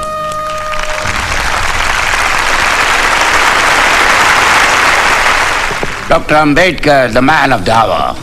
Yours was the best oratory of the entire conference. I only said what was true. My boy, I'm so proud of you. I remember the first time we met, like it was yesterday. Well, I must go now. Thank well you. Done. Sir, while we are on the subject, regarding my loan. What loan? For my studies. Oh, that was a scholarship. Dr. Ambedkar, you were wonderful. Thank you. That is what I thought, sir. But the Divan has been writing to me for the past 6 years, asking me to repay the loan. He has even written to the college where I teach. That is preposterous. I'm terribly sorry, my boy. I'll take care of this. Our London radio correspondent says Dr. Ambedkar made a great impact on the British Parliament. The foreign press is eager to meet him when he arrives in Bombay. Thank you for agreeing to talk to me. My pleasure. Dr. Ambedkar, I've been following your movement for a long time, and there's something I don't understand. You have been an opponent of the Congress Party. They boycotted the Round Table Conference, and you went ahead and attended. And yet recently, you successfully defended the 47 Congress Satyagrahis involved in the Chirana firing case. Isn't that a contradiction? Miss... Rosa Epstein. Miss Epstein, there is no contradiction in my position. I took up this case only for the principles involved. I don't agree with the Congress, but I do believe that every citizen has a right to agitate. The rights and the liberties of the people are far more important than the stability of the government. Why should Gandhiji himself send for you? Obviously, to lure our flock of sheep to his fold. Don't you fall under his spell. He's not a god. We should stick to our stand. Yes. Namaste. Namaskar. Bapuji is on the terrace. Namaste. And how is your progress with the charkha, Miraben? I'm trying, Bapu. Good. You are doing absolutely fine. Just concentrate. One day you will master it. Good. That's right. That's right. Bapuji. Dr. Ambedkar has come. Yes. Dr. Ambedkar. You wish to see me? Gandhiji, you sent me a note calling me here. Oh yes, that is so. I believe you have some grievances against me and the Congress. Let me tell you, I have been troubled by the problem of the untouchables since my childhood. Before you were even born, Dr. Ambedkar. And because of my efforts, it has been made a plank on the Congress platform. And that is not all. We have spent not less than 20 lakhs on the upliftment of the untouchables. So it is really surprising that men like you should offer opposition to me and the Congress. Frankly, Congress has given only formal recognition to the problem. Hypocritical. Empty words that have no meaning. You said Congress spent 20 lakhs. I say it was all a waste. If Congress was sincere, it would have made removal of untouchability a condition to becoming the member of the Congress, not to wear qadar. You say the British government does not show a change of heart. I say that the Hindus have not shown a change of heart either. As long as they all remain adamant, we will believe neither the Hindus, nor the Congress, nor any Mahatmas. History tells us that the Mahatmas are like fleeting phantoms. They raise dust, but raise no levels.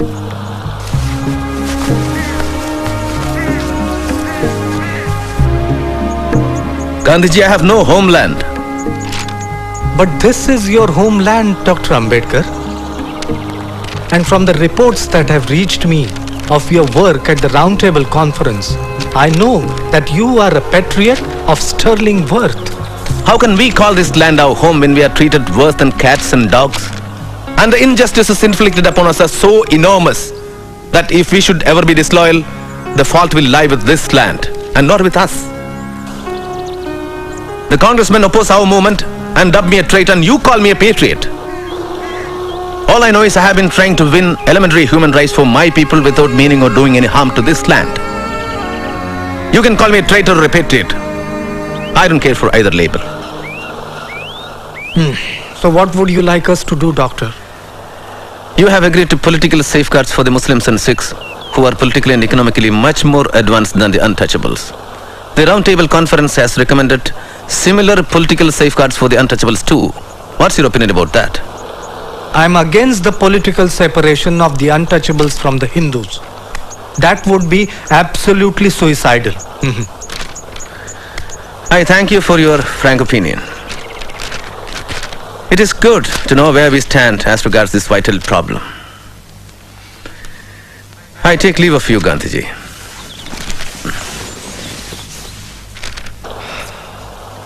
What impatience! Mahadev Bhai? Yes, Bapu? Why do you think he said he has no homeland? Perhaps being a Mahar, he feels... Dr. Ambedkar is a Mahar? The whole world knows this, Bapu. The whole world might know, but I didn't. Why didn't anybody tell me about it?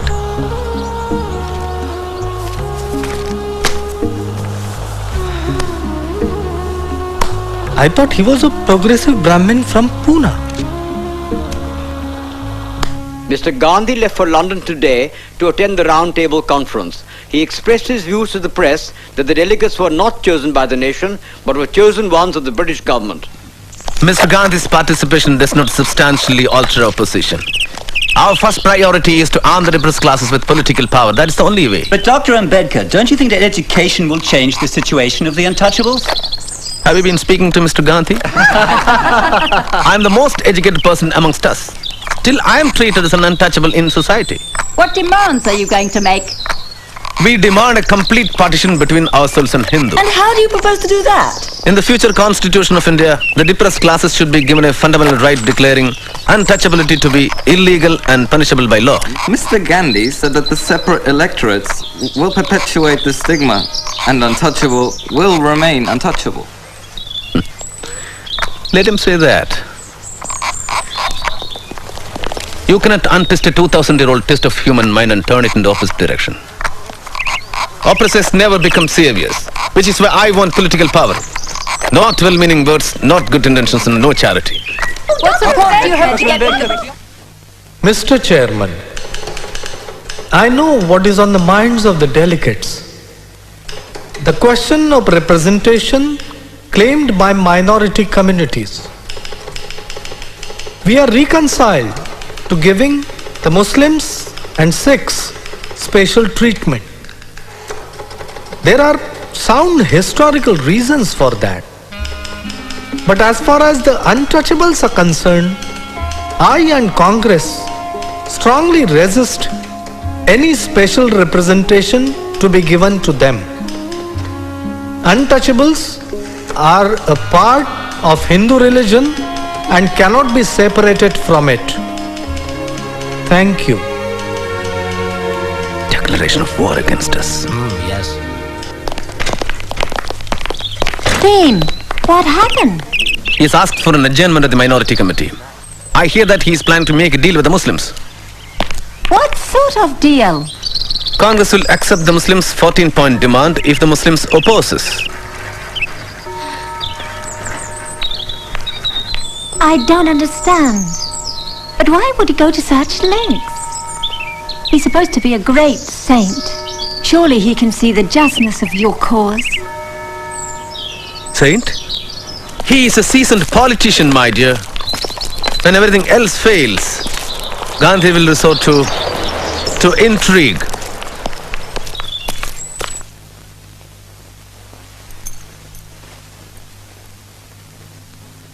Mr. Prime Minister and friends, I have to announce with deep regret that we have failed to secure an agreeable solution to the communal question through informal discussions.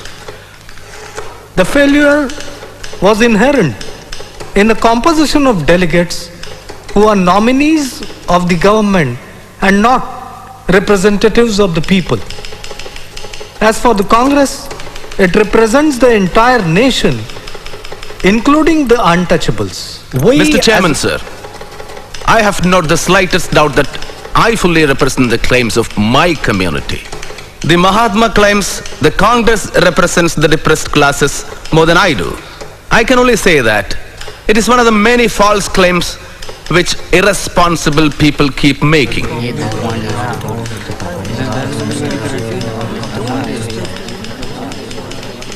Even these telegrams coming to me from various parts of India, sent by the depressed classes, express no confidence in the Congress movement. And they condemn the methods adopted by the Congress workers. Let me make another point very clear, Mr. Prime Minister. The depressed classes are not clamoring for a transfer of power in India. But if that does happen, it should not fall in the hands of a few, an oligarchy or a group of people. The power should be shared by all the communities in their respective proportions.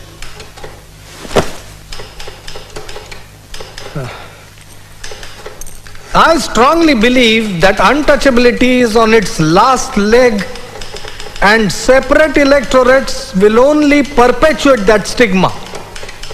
I will walk from one end of India to the other to tell the untouchables that this is not the way to remove untouchability. I would rather Hinduism died than untouchability lived. I have great regard for Dr. Ambedkar, but it seems that great wrong under which the learned doctor has labored and perhaps the bitter experiences that he has undergone have warped his decision. It is not a proper claim when Dr. Ambedkar seeks to speak for the whole of the untouchables. I can say with humility that I represent the vast masses of the untouchables. Those who speak of the political rights of the untouchables do not know their India. I would resist this kind of a political separation with my life. Thank you.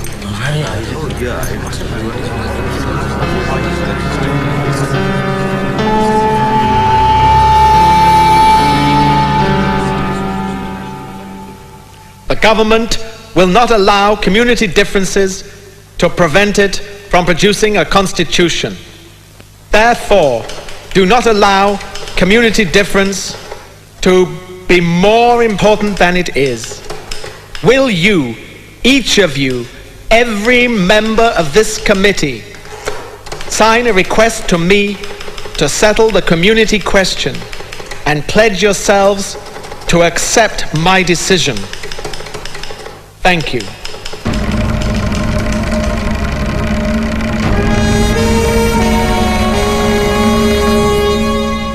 British Premier Mr. MacDonald announced the communal award granting separate seats to the depressed classes.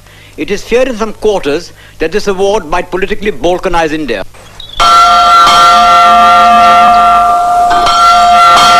So we felt it our duty to safeguard the rights of the depressed classes to a fair proportion of representation in the legislature. I am therefore afraid that my answer to you, Mr. Gandhi, must be that the government's decision stands. And ask yourself seriously the question whether it really justifies you in taking the action you contemplate. Yours very sincerely, Ramsay MacDonald.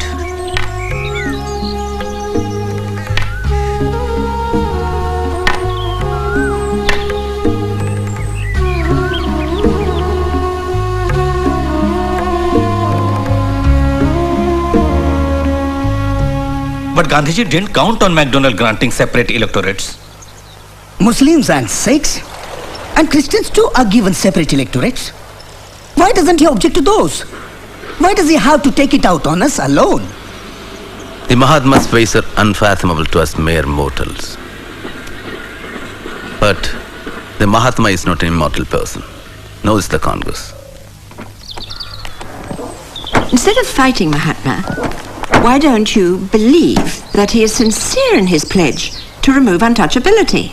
There have been many Mahatmas in India whose sole objective was to remove untouchability. Every one of them failed in his mission. Mahatmas have come and Mahatmas have gone, but the untouchables have remained untouchables. Ambedkar! Ambedkar!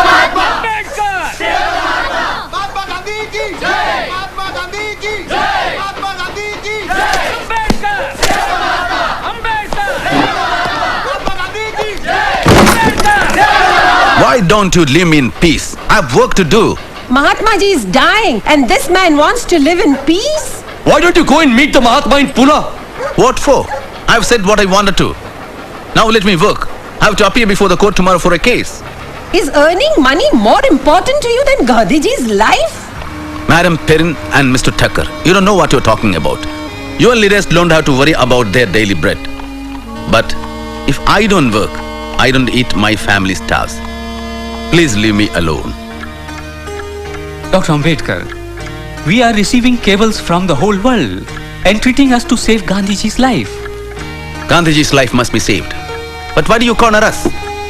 Why put Gandhiji's life against the interest of my people?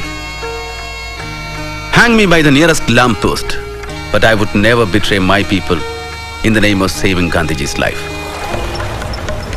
You would better appeal to Gandhiji to postpone his fast for about a week and then seek a solution for the problem. Gandhiji has a way of making people bend to his will. We too must show our willpower. By going on fast, he's making villains out of us. Who's that? Vaini? You shouldn't have come. He's been returning his tiffin, almost untouched. I know he was ill in England. Sit down. You will kill yourself. I have enough troubles on my hands already. Won't you eat?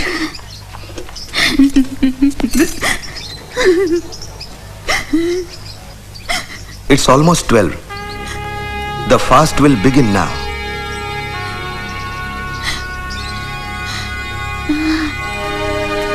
Bapu? Thank you.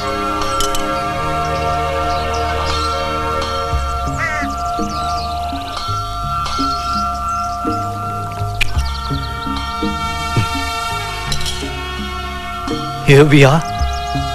My tussle with God commences. It's meant to see you, Bapu, before you lie down for rest.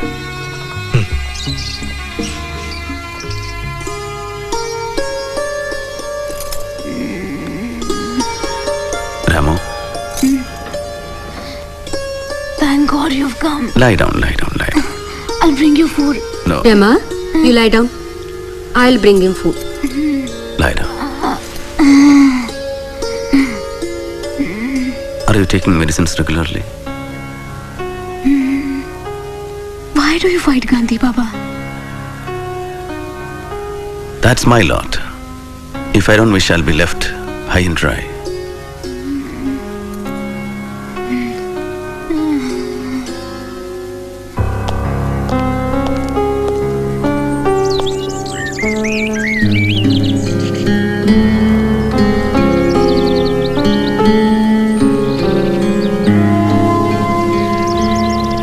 Panel.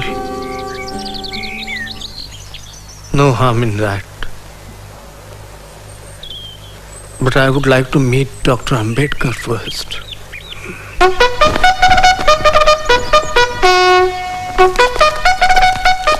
Here he comes. Namaste. Dr. Ambedkar. Namaste. This way, please.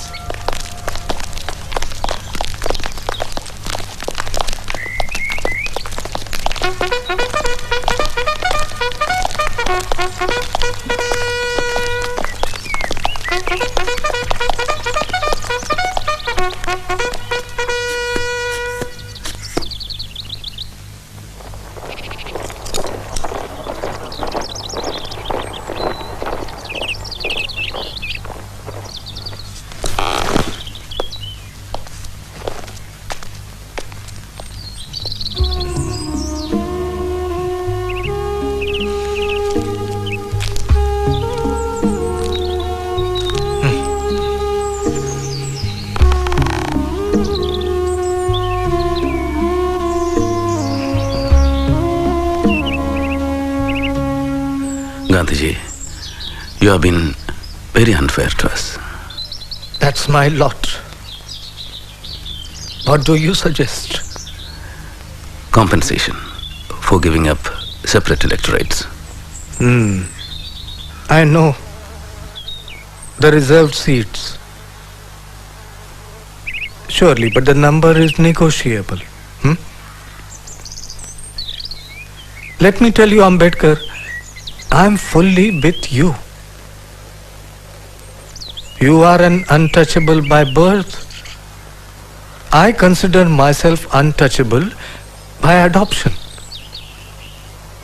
And I also know that you want to save my life. Yes, Gandhiji. You know, I'm not adamant on separate electorates as a matter of principle. The purpose is to enable a minority to select candidates to the legislature who will be its real, not nominal representatives. Excellent. But why a panel for some seats and direct elections for others? Surely that will create an artificial division for the depressed class members and divide the community. Why not have primary elections through panels for all the seats? All right. I make that concession. Panels for all seats. Good. Now make the panel of 5 instead of 2. And let me give you my word, Ambedkar.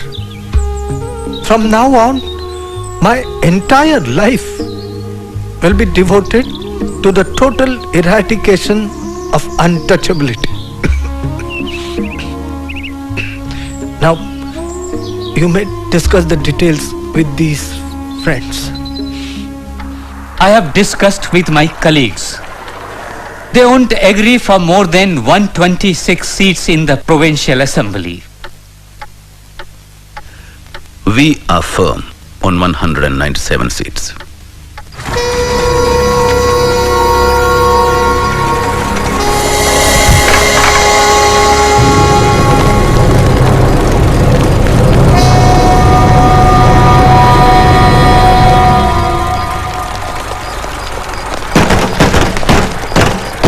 Dr. Ambedkar! मान जाओ! Dr. Ambedkar! मान जाओ! Ambedkar!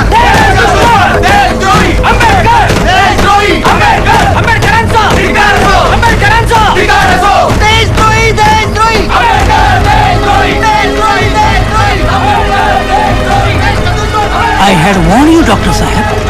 we are receiving threatening letters.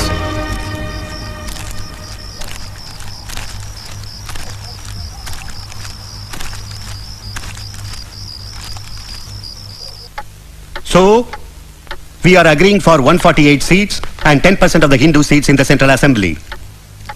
Primary elections should terminate by the end of 10 years. The question of reserve seats should be settled by a referendum in a further 15 years. Dr. Ambedkar, the evil of the reserve seats and separation will be perpetuated by making its removal dependent on the will of the depressed classes. And you are asking for 25 years of referendum.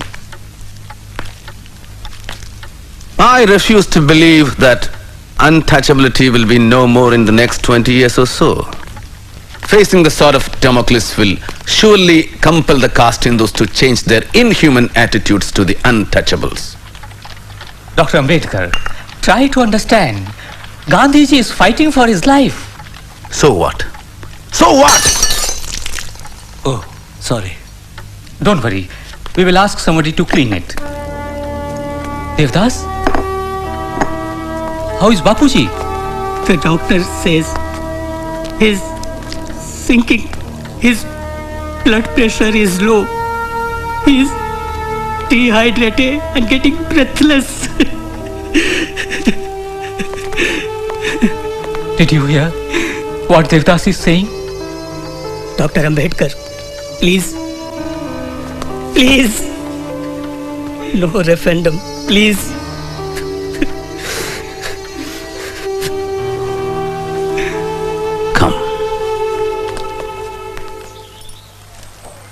I have given many concessions, Bapuji. From 197 seats to 150, 18% in the central legislature and 4 in the panel. Surely untouchability will not vanish in 15 or 20 years just because of this. I propose a referendum of the depressed classes in 10 years on this issue. But these people are opposed to that. You mean putting the matter of caste Hindus on trial? Not a bad idea. But why wait for so long? Huh? Why not 5 years? Need I tell you the anguish and resentment of the untouchables against centuries of wrongs and oppressions at the hands of the Hindus? And do you think, Bapuji, 5 years? Yes. I know. You have a right to demand safeguards. But from my fiery bed, I beg you to be lenient, Ambedkar. I seek a reprieve for caste Hindus. Their conscience is aroused, Ambedkar. Statutory measures at this point will only delay the process of heart cleansing and self-purification. But Bapuji... All right. The referendum, but within 5 years. Huh?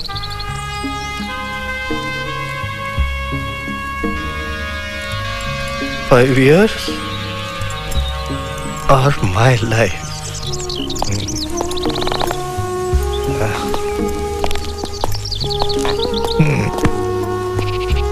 Dr. Ambedkar, we should leave.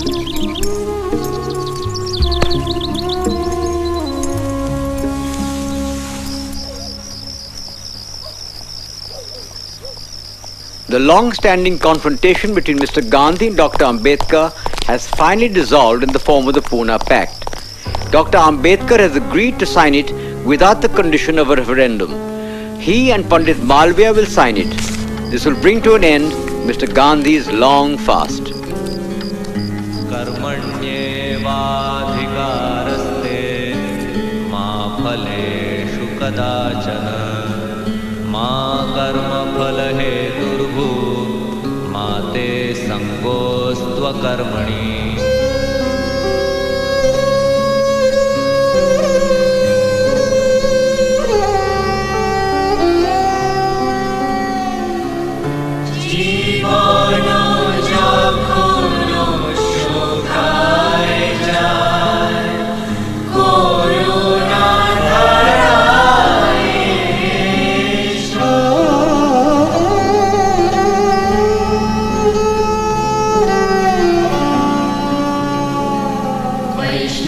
जन तो तेरे गहिए जे पीड़ पराई जाने रे पर दुखे उपकार करे तोय मन अभिमान ना आड़े रे वैष्णव जन तो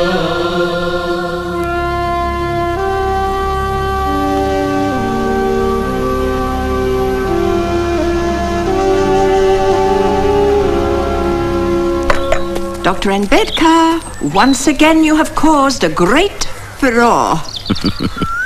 What can I say, Miss Epstein? It seems to be my lot. It would be no exaggeration to say that I am the most hated man in Hindu India today. I am represented as a traitor, cursed as a destroyer of Hinduism, branded as the greatest enemy of this country. But after the dust settles down and a review of my life is taken objectively by the future historians, perhaps they will acclaim my services to the nation. And if they don't? If they don't, I don't care.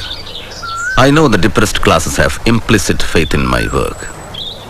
They'll hold me close to their hearts. Of that I'm certain. Dr. Ambedkar, I have called you here to lend your support to Subbarayan and Iyengar's temple entry bill.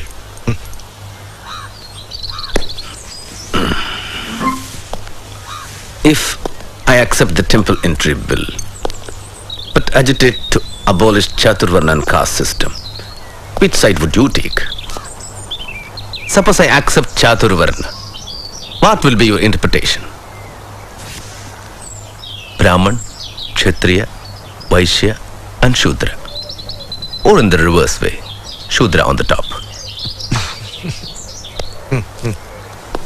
Dr. Ambedkar, I am a Hindu not merely because I am born in Hindu fold, but I am one by conviction and by choice. There is no superiority or inferiority in the Hinduism of my conception. But if you want to fight Varnashram itself, then I cannot be in your camp. Because I strongly believe Varnashram to be an integral part of Hinduism. So, I cannot be in your camp too. Bapu, our salvation lies in political power, not in making pilgrimages or observance of fasts. I'll take your leave now.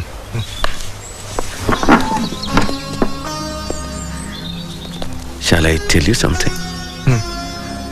Don't use the weapon of fast too often. Your life is so precious and the country needs you.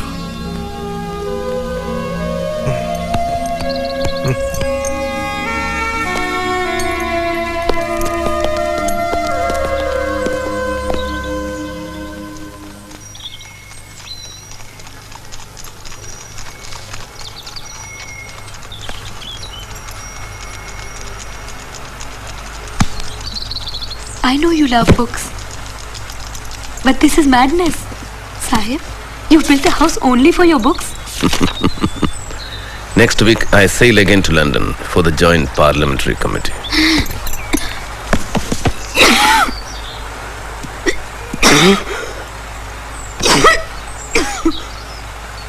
Ramo, come sit here.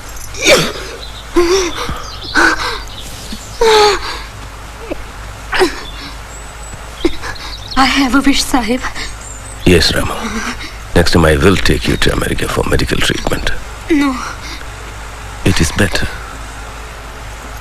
not America or England. Pandharpur. I want to bow before Lord Vithoba of Pandharpur. Won't you fulfill this small wish? Lord Vithoba is not happy with low-caste people like us. He does not show his face to us. Why go to a god who does not bless us? You fought for the temple entry at Nashik? Yes, but that was to assert our right, not for darshan of the god. If they call us Hindus, we must have a right to their gods too.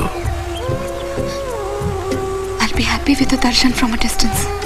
Like like untouchables do. No, Rama, no. Try to understand, Rama. A God that discriminates is not God. It's just a stone. How God lives in our hearts. Let's not demean ourselves by seeking mercy from a God that does not care for us. We shall create our own Pandapurs.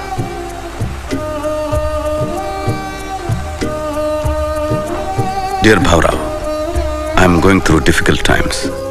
As principal of the Law College, I am trying to bring reformations in the college syllabus. I am caught up between duties for my people and duties at home. I am anxious about Rama's health. She has deteriorated over the last few days.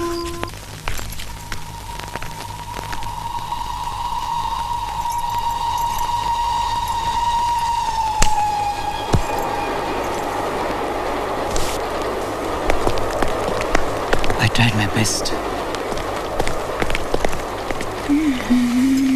Take this. You'll get well. No. Get well. I'll take you to the best of doctors. It's no use. I'll make you happy. I'm happy. I'll die happy. I'm not afraid of death.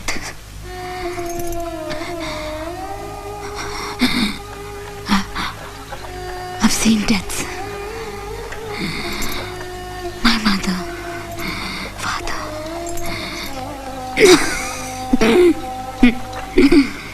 Your parents. Hans. Your brother.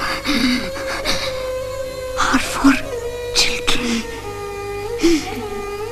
Ramesh. Gangadhar. Hindu. Rajratna. I've seen them die. Sahib. Is it raining?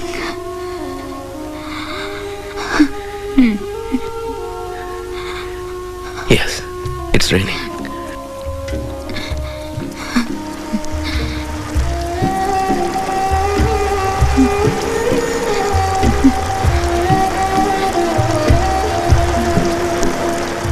Don't exhaust yourself. I need you. You don't know how lonely I am.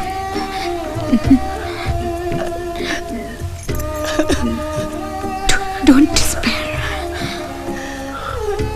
Keep fighting. Love you, Shwant.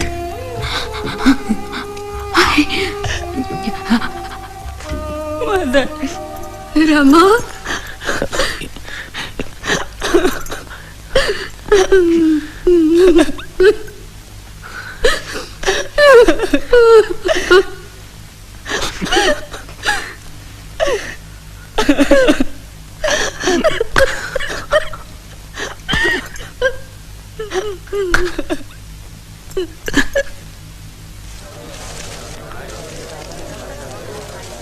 Babasaheb, thousands of people are waiting. So, shall we?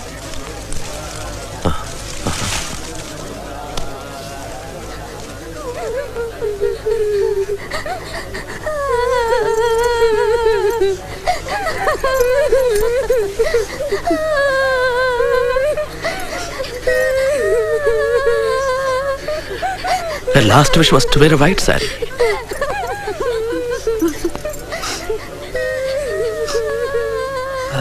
It's customary to clothe in a green sari.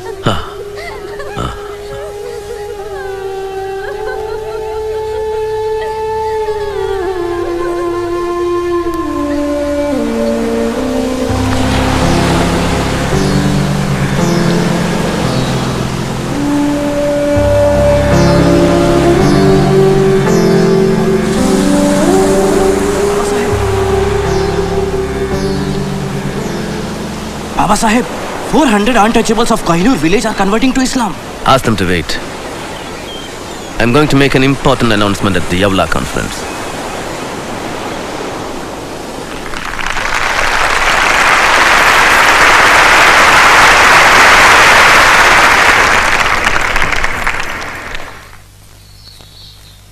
And thus, my unfortunate brothers and sisters, when I look back at the past 10 years of our movement, I despair of the future. Enough! We are no longer dumb animals. The time has come to put an end to this harassment and indignities. Let's leave this cesspool of castes which made us worse than worms. Break these shackles. Destroy the social prison. Let's choose a new religion which will guarantee us equality of status and opportunities. Unfortunately, I was born a Hindu untouchable. It was beyond my power to prevent that. But it is within my power to refuse to live under these humiliating conditions.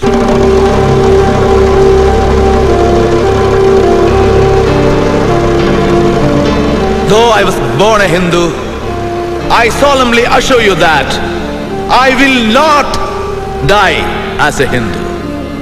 Dr. Babasaheb Ambedkaranचा! Dr. Babasaheb Ambedkaranचा! Dr. Babasaheb Ambedkaranचा!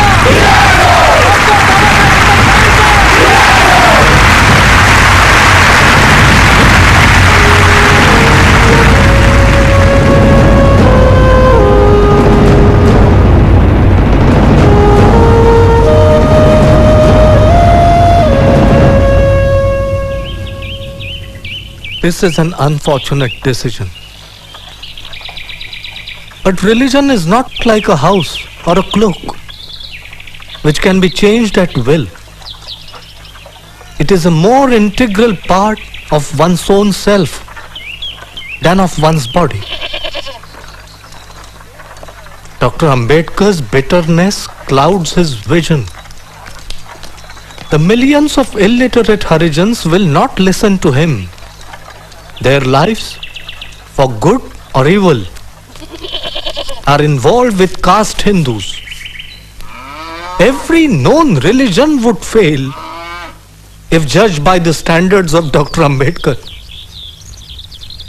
But the press should also note that I feel whatever label the learned doctor wears in the future, he is not a man who will allow himself to be forgotten. Babasaheb, sugar? You want to kill me? Just a little. You fool. Diabetes. Eat kadu neem leaves.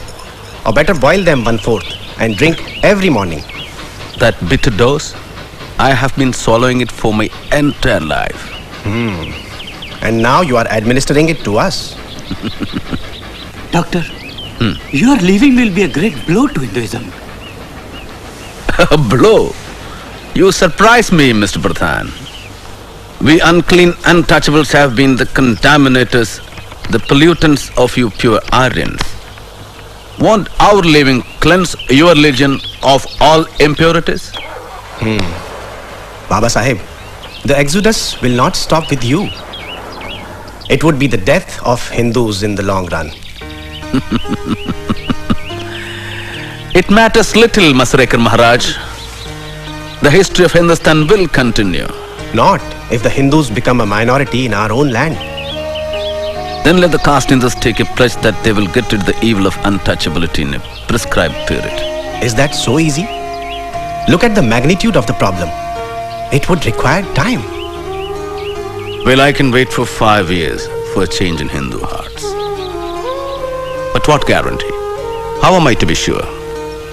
Yes, I know that you will show your good intentions. Make a Maharishi Shankaracharya for 1 year. Let thousands of Brahmins fall at his feet. I'm Miss Drescher from the Agripada mission, and I would like you to meet Dr. Henry Crane from America. Hello, Dr. Crane. Hello. He has come to take a close look at your conversion movement. And has already met Mr. Gandhi at Wardha. Yes, Dr. Ambedkar. I've met many people in that connection. And I truly believe that Christianity is the answer that can meet all of your requirements. If you convert into Christianity, all of the Christian nations will help to raise your social, political, and economic status. And I think this won't be objectionable to any of your fellow Indians. Dr. Ambedkar, as the Bible says, the poor shall inherit the earth. Which Bible do you normally refer to, Miss Drescher? The Holy Bible, of course. That's true, but which edition? Modern version, King James's version, or which dates back to the Elizabethan era? Miss Drescher, have you ever gone through the commentaries on the Bible by Cook?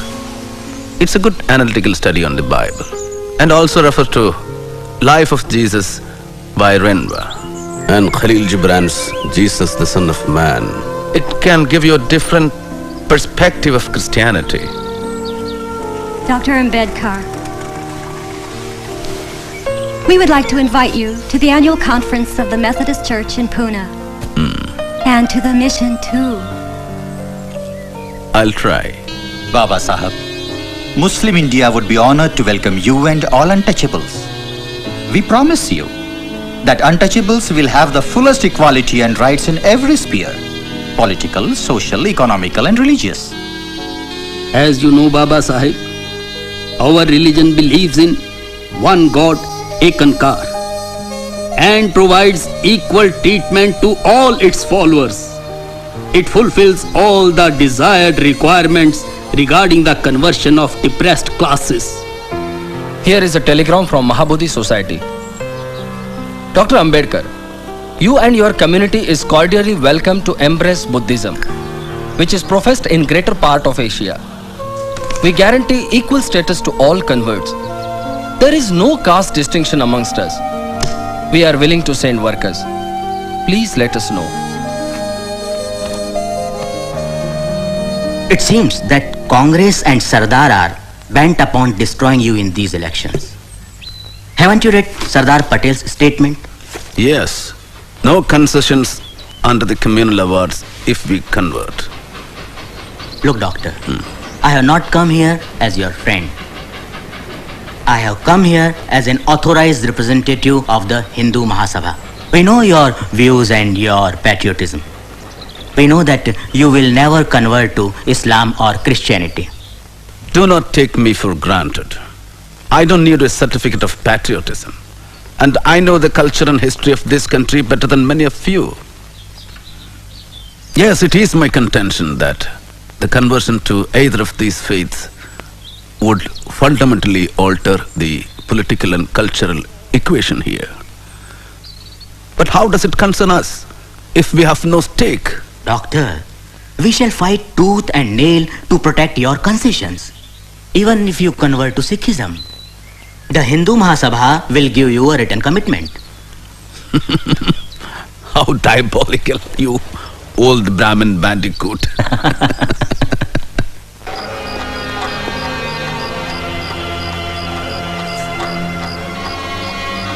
Dear Bhaurao, did you notice Dr. Munji's anxiety over my decision to change religion?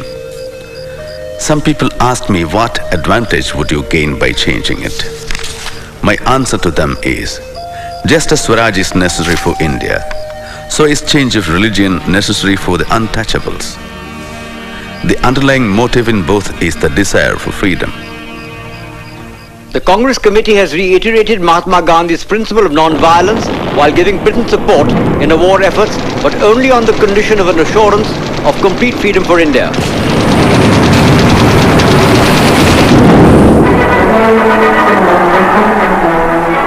On the other hand, Dr. Ambedkar's Independent Labour Party has given a total and unconditional support to Britain's war against fascism. I believe that Nazism is a menace to the future of all mankind. This is a war between dictatorship and democracy. A dictatorship based not on any moral order, but on racial arrogance. The Congress doesn't seem to understand this. Do they want to exchange the British for the Nazis?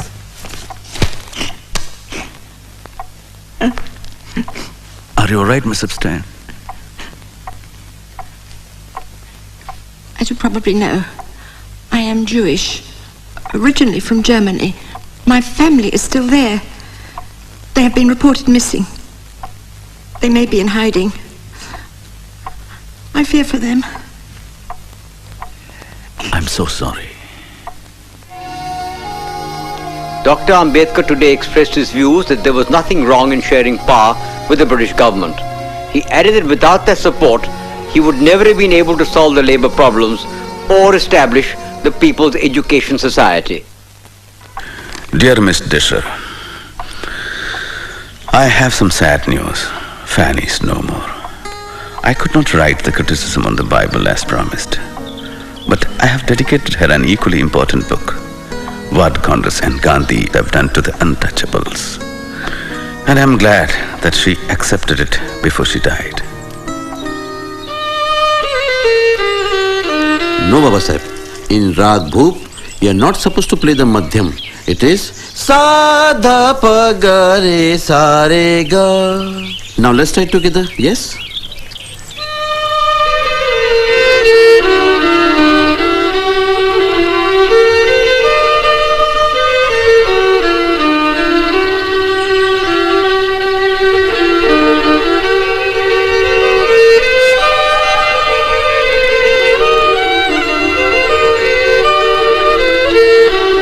Mr. President, sir, this Constituent Assembly declares its firm and solemn resolve to proclaim India as an independent, sovereign republic and to draw up for her future governance a constitution wherein the territories will be governed by the country.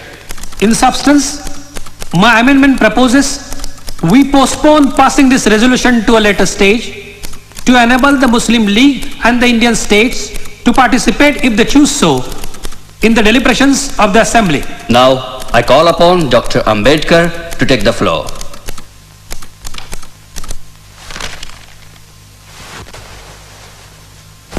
Mr. Chairman, I am indeed very grateful to you for having called me to speak on this resolution.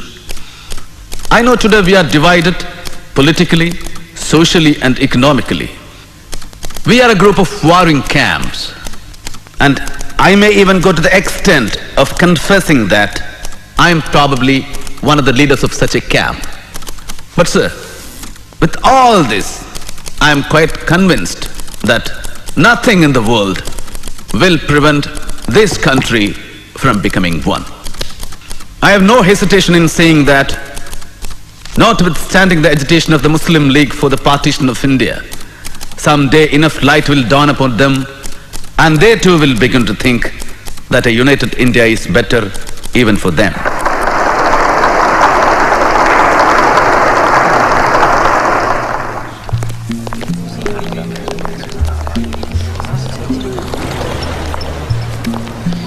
It seems you are firm on your stand on Pakistan. Well, Dr. Ambedkar, in your own words and thoughts on Pakistan, you have said that Hindus think that Pakistan is a dream of Muslims, but Muslims know that Pakistan is a reality.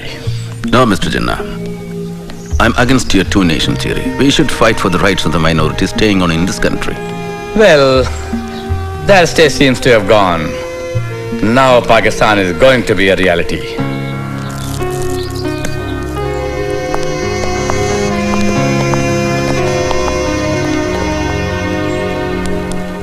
Untouchability in any form is abolished, and the imposition of any disability on that account shall be an offence. Mahatma Gandhi की जय, महात्मा गांधी की जय, महात्मा गांधी की जय, महात्मा गांधी की जय, महात्मा गांधी की जय।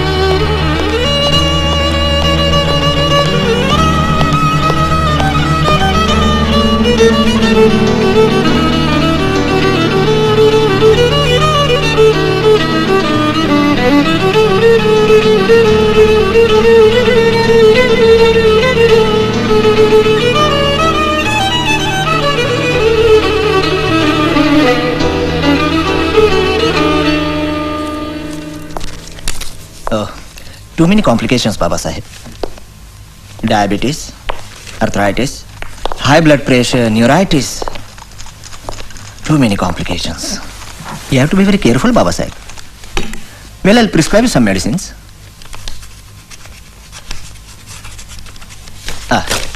Meet my colleague, Dr. Sharda Kabir. She'll explain you about the diet and other things. Doctor, excuse me. I have to see some patients. I'll be back again.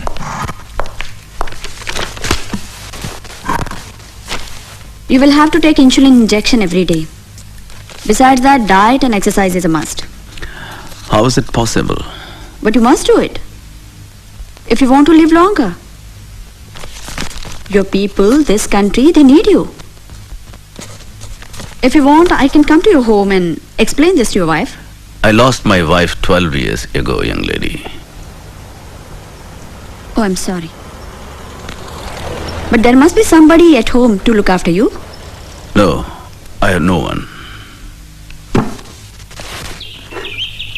It is fortuitous that Mr. Jaikar has resigned from the Constituent Assembly. The Bombay Legislative Congress Party would like you to fill his seat. Is this agreeable to you?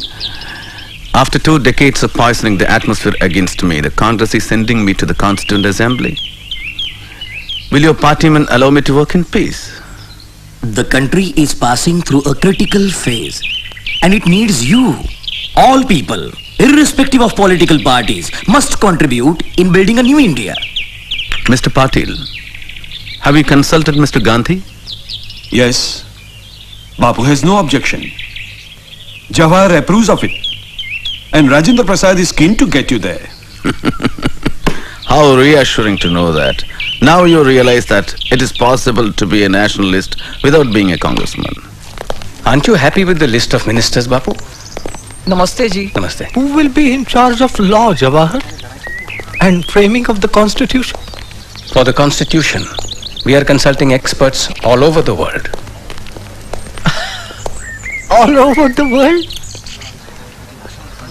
I think a sufferer should write the constitution of free India. How about Dr. Ambedkar, Jawahar?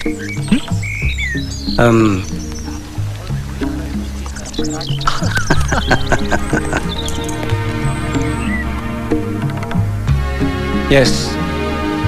History has put this responsibility on us. I suppose I shall have to carry this blood on my conscience when I die. Well, to business then. Do you know the reason why I requested you to come here? I would like you to be a part of the national government of Free India. Do you accept? It depends. What portfolio? Law. Will there be enough work? Plenty. Don't worry. A lot of new measures are to be legislated. Yes. The Hindu Code Bill is still pending, isn't it? Well, we are determined to clear it fast. I'm very glad. We shall be working together. Dear Bhaura, India is an independent country today. But will she maintain her independence? Will the many political parties with diverse and opposing political creeds place India above their own castes and creeds? We must be determined to defend our independence to the last drop of our blood. Your blood sugar is so high? No more sugar for you. Who makes tea for you? They tried to remember, but... No, you can't afford to be careless. No more fruits and no more rice. At least for a fortnight. And you need a checkup for next week. There's a meeting of the drafting committee in Delhi. I have to be there for a week. I wonder who is going to take care of you in Delhi. Dear Chitre, my work in the draft constitution has increased a great deal. And on the other hand, my health forbids me the slightest of strains. I have considered your suggestion of having somebody to look after my health sympathetically. I have decided to marry Dr. Sharada Kabir.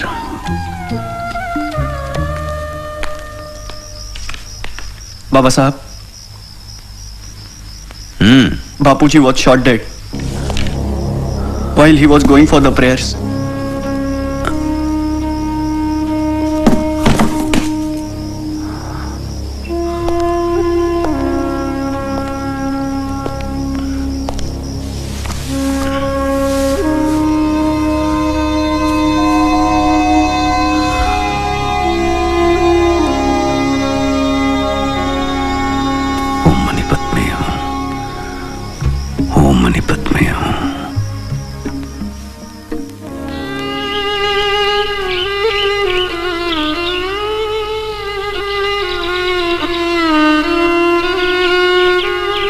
Dr. Ambedkar, you sign first. Then she will sign.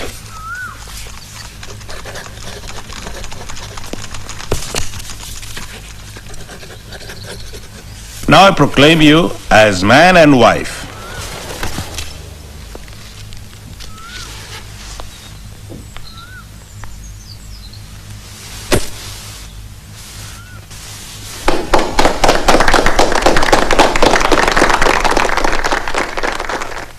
Mr. President, sir, I introduce the draft constitution settled by the drafting committee and move that it be taken into consideration. Mr. President, sir, I am one of those in the House who are aware of the amount of work and enthusiasm that Dr. Ambedkar has brought to bear on the work of drafting this constitution. The House is perhaps aware that of the 7 members nominated by you, one had resigned and was not replaced. One was away in America and his place was not filled up. And another person was engaged in his state affairs, and there was a void to that extent. 1 or 2 people were far away from Delhi, and perhaps reasons of health did not permit them to attend. So it happened ultimately that the burden of drafting this constitution fell on Dr. Ambedkar, and I have no doubt we are grateful to him.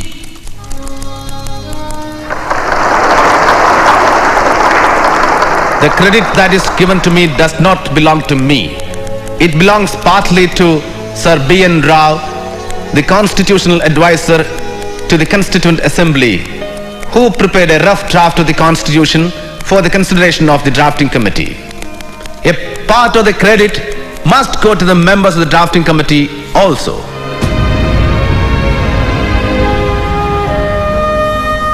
I shall not enter into the merits of the constitution because I feel, however good a constitution may be, it is sure to turn out bad because those who are called to work it happen to be a bad lot. However bad a constitution may be, it may turn out to be good if those who are called to work upon it happen to be a good lot. It is therefore futile to pass any judgment upon the constitution without reference to the part which the people and their parties are likely to play. Thank you.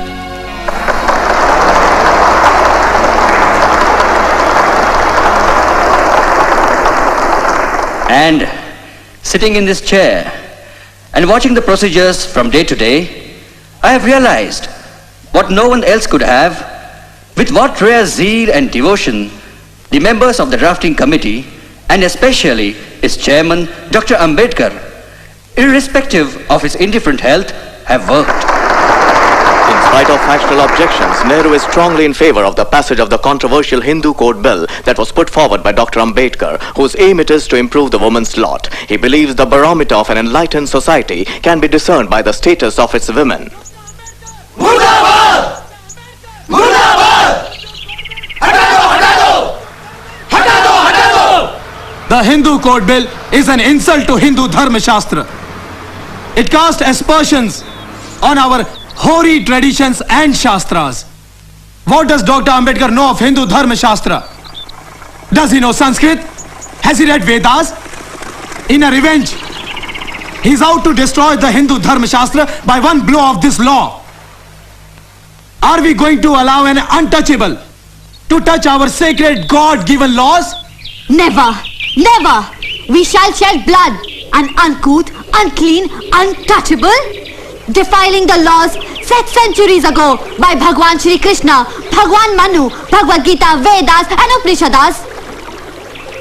Don't touch! Hindu laws! Don't touch! Hindu laws! Ambedkar! Murdabad! Ambedkar! Murdabad!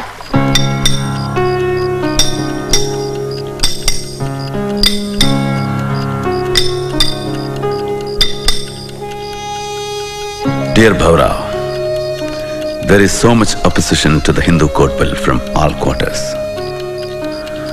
The statue of Buddha that Madigalkar is making for Siddharth College is in its final stage of completion. And so is my decision to embrace Buddhism.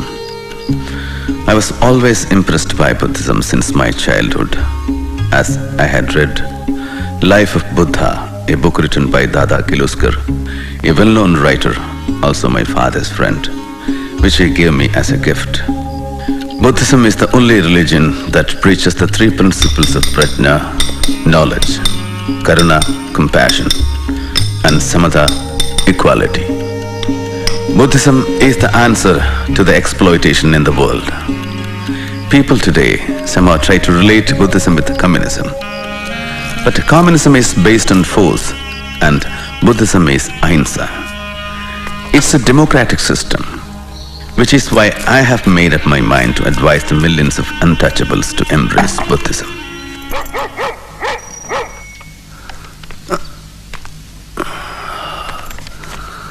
Babasaheb, from the Prime Minister's office.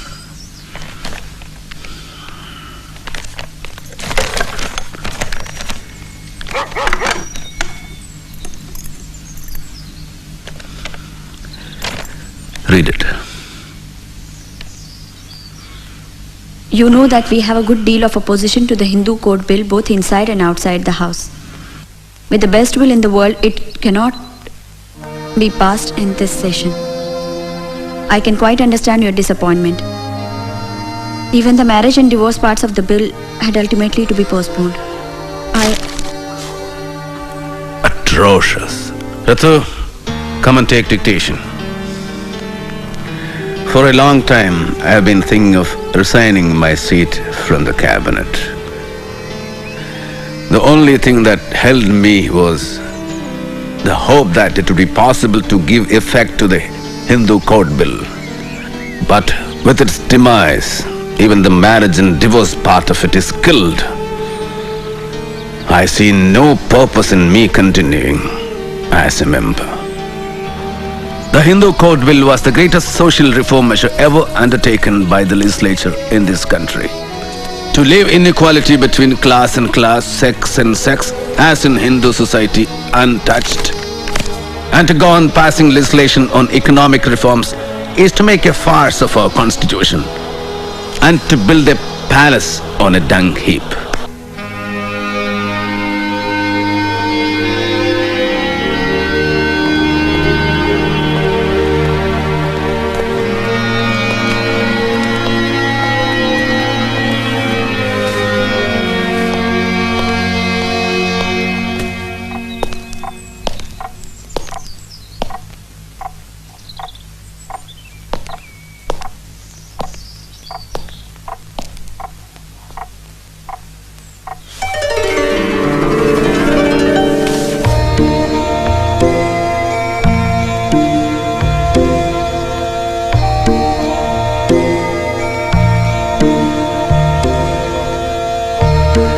Dear Vaman Rao Godbole, I am confident that one day, to protect humanity, not only India, but the whole world will accept Buddhism. So the day of Diksha will be 14th of October 1956 at Nagpur.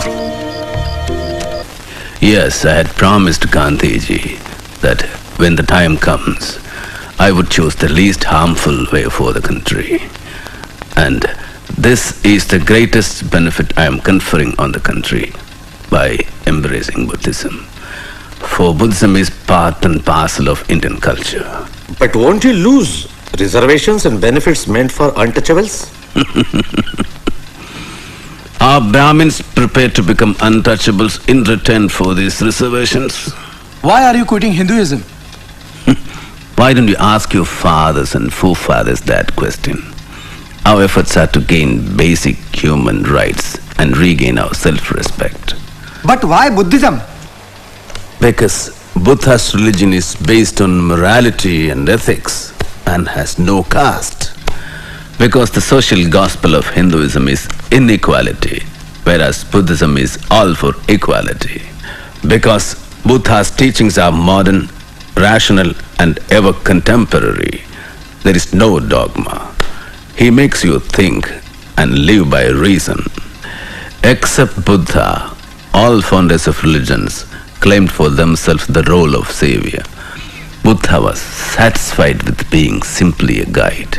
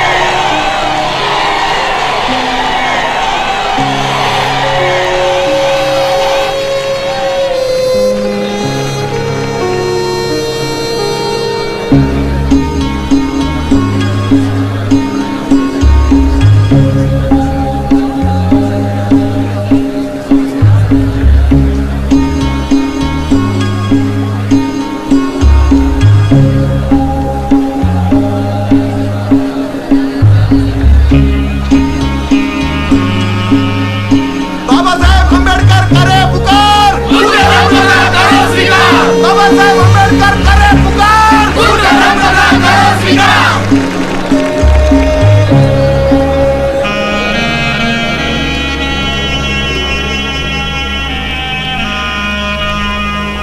नमो तस्सा भगवतो अरहतो सम्मा सम्बुद्धस्सा। नमो तस्सा भगवतो अरहतो सम्मा सम्बुद्धस्सा। नमो तस्सा भगवतो अरहतो सम्मा सम्बुद्धस्सा। बुद्धं शरणं गच्छामि, धम्मं शरणं गच्छामि, संघं शरणं गच्छामि। पानातिपाता वेरमणि सिक्खापदं समादयामि। आदिन्नादाना वेरमणि सिक्खापदं समादयामि। कामेषु मिच्छाचारा वेरमणि सिक्खापदं समादयामि। मूसावादा वेरमणि सिक्खापदं समादयामि। सुरामेरया मज्जपमादठाना वेरमणि सिक्खापदं समादयामि।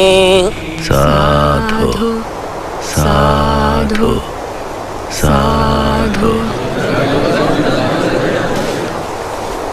My beloved brothers and sisters, I have renounced the Hindu religion and I am embracing the great Buddha and his Dhamma based on equality of man, knowledge, right path and compassion. Hear me, my brothers and sisters. I am no longer a Hindu, no longer an untouchable. I am a liberated human being, a free man, no longer a slave of a pernicious social system. And so, my brothers and sisters, I hereby take a pledge to dedicate my remaining life to spread the Dhamma, the light of Buddha, throughout the world. And now, my dear brothers and sisters, those of you who want to follow me unto the light shown by the great Buddha should rise and repeat the Saranatraya and the pledges after me.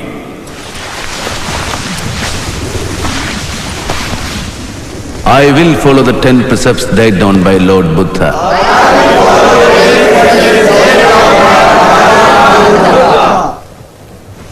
I will treat all animals with compassion.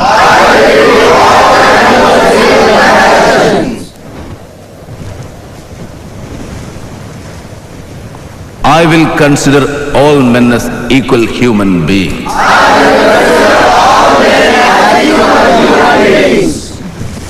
I will accept the Dhamma of Gautam Buddha and give up my old religion, which is detrimental to the progress of humanity and which treats humans with contempt.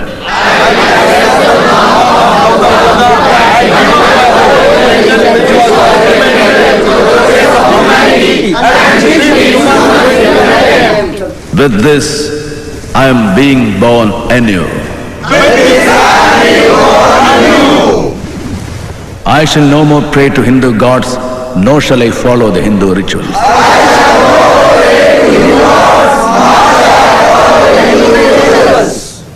Henceforth, the three principles enumerated by the Buddha, knowledge, right path and compassion, shall guide my actions throughout my life.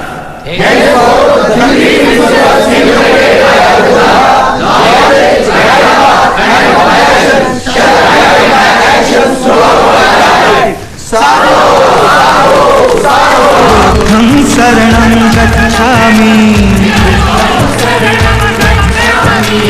dhammam saranam gacchami, sangham saranam gacchami.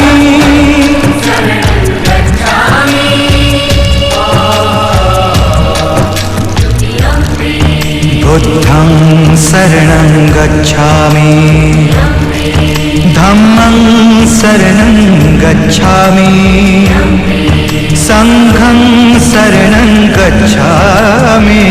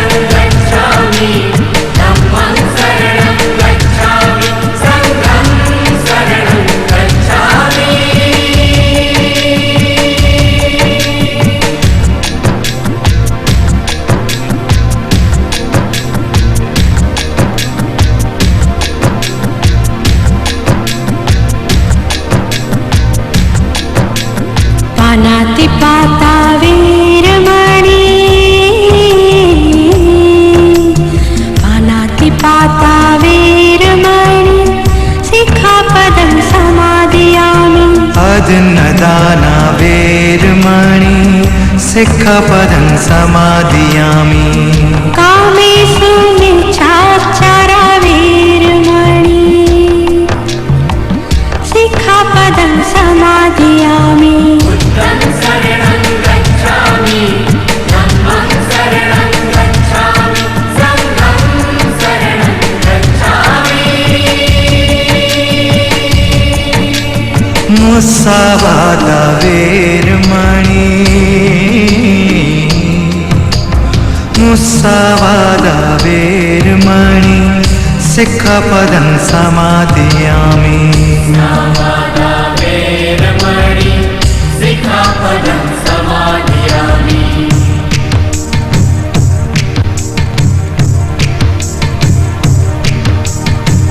Sura mera yamaja,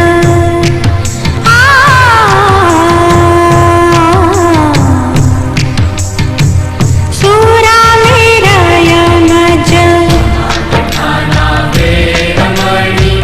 sikhapadam samadhiyami. Buddham saranam gacchami,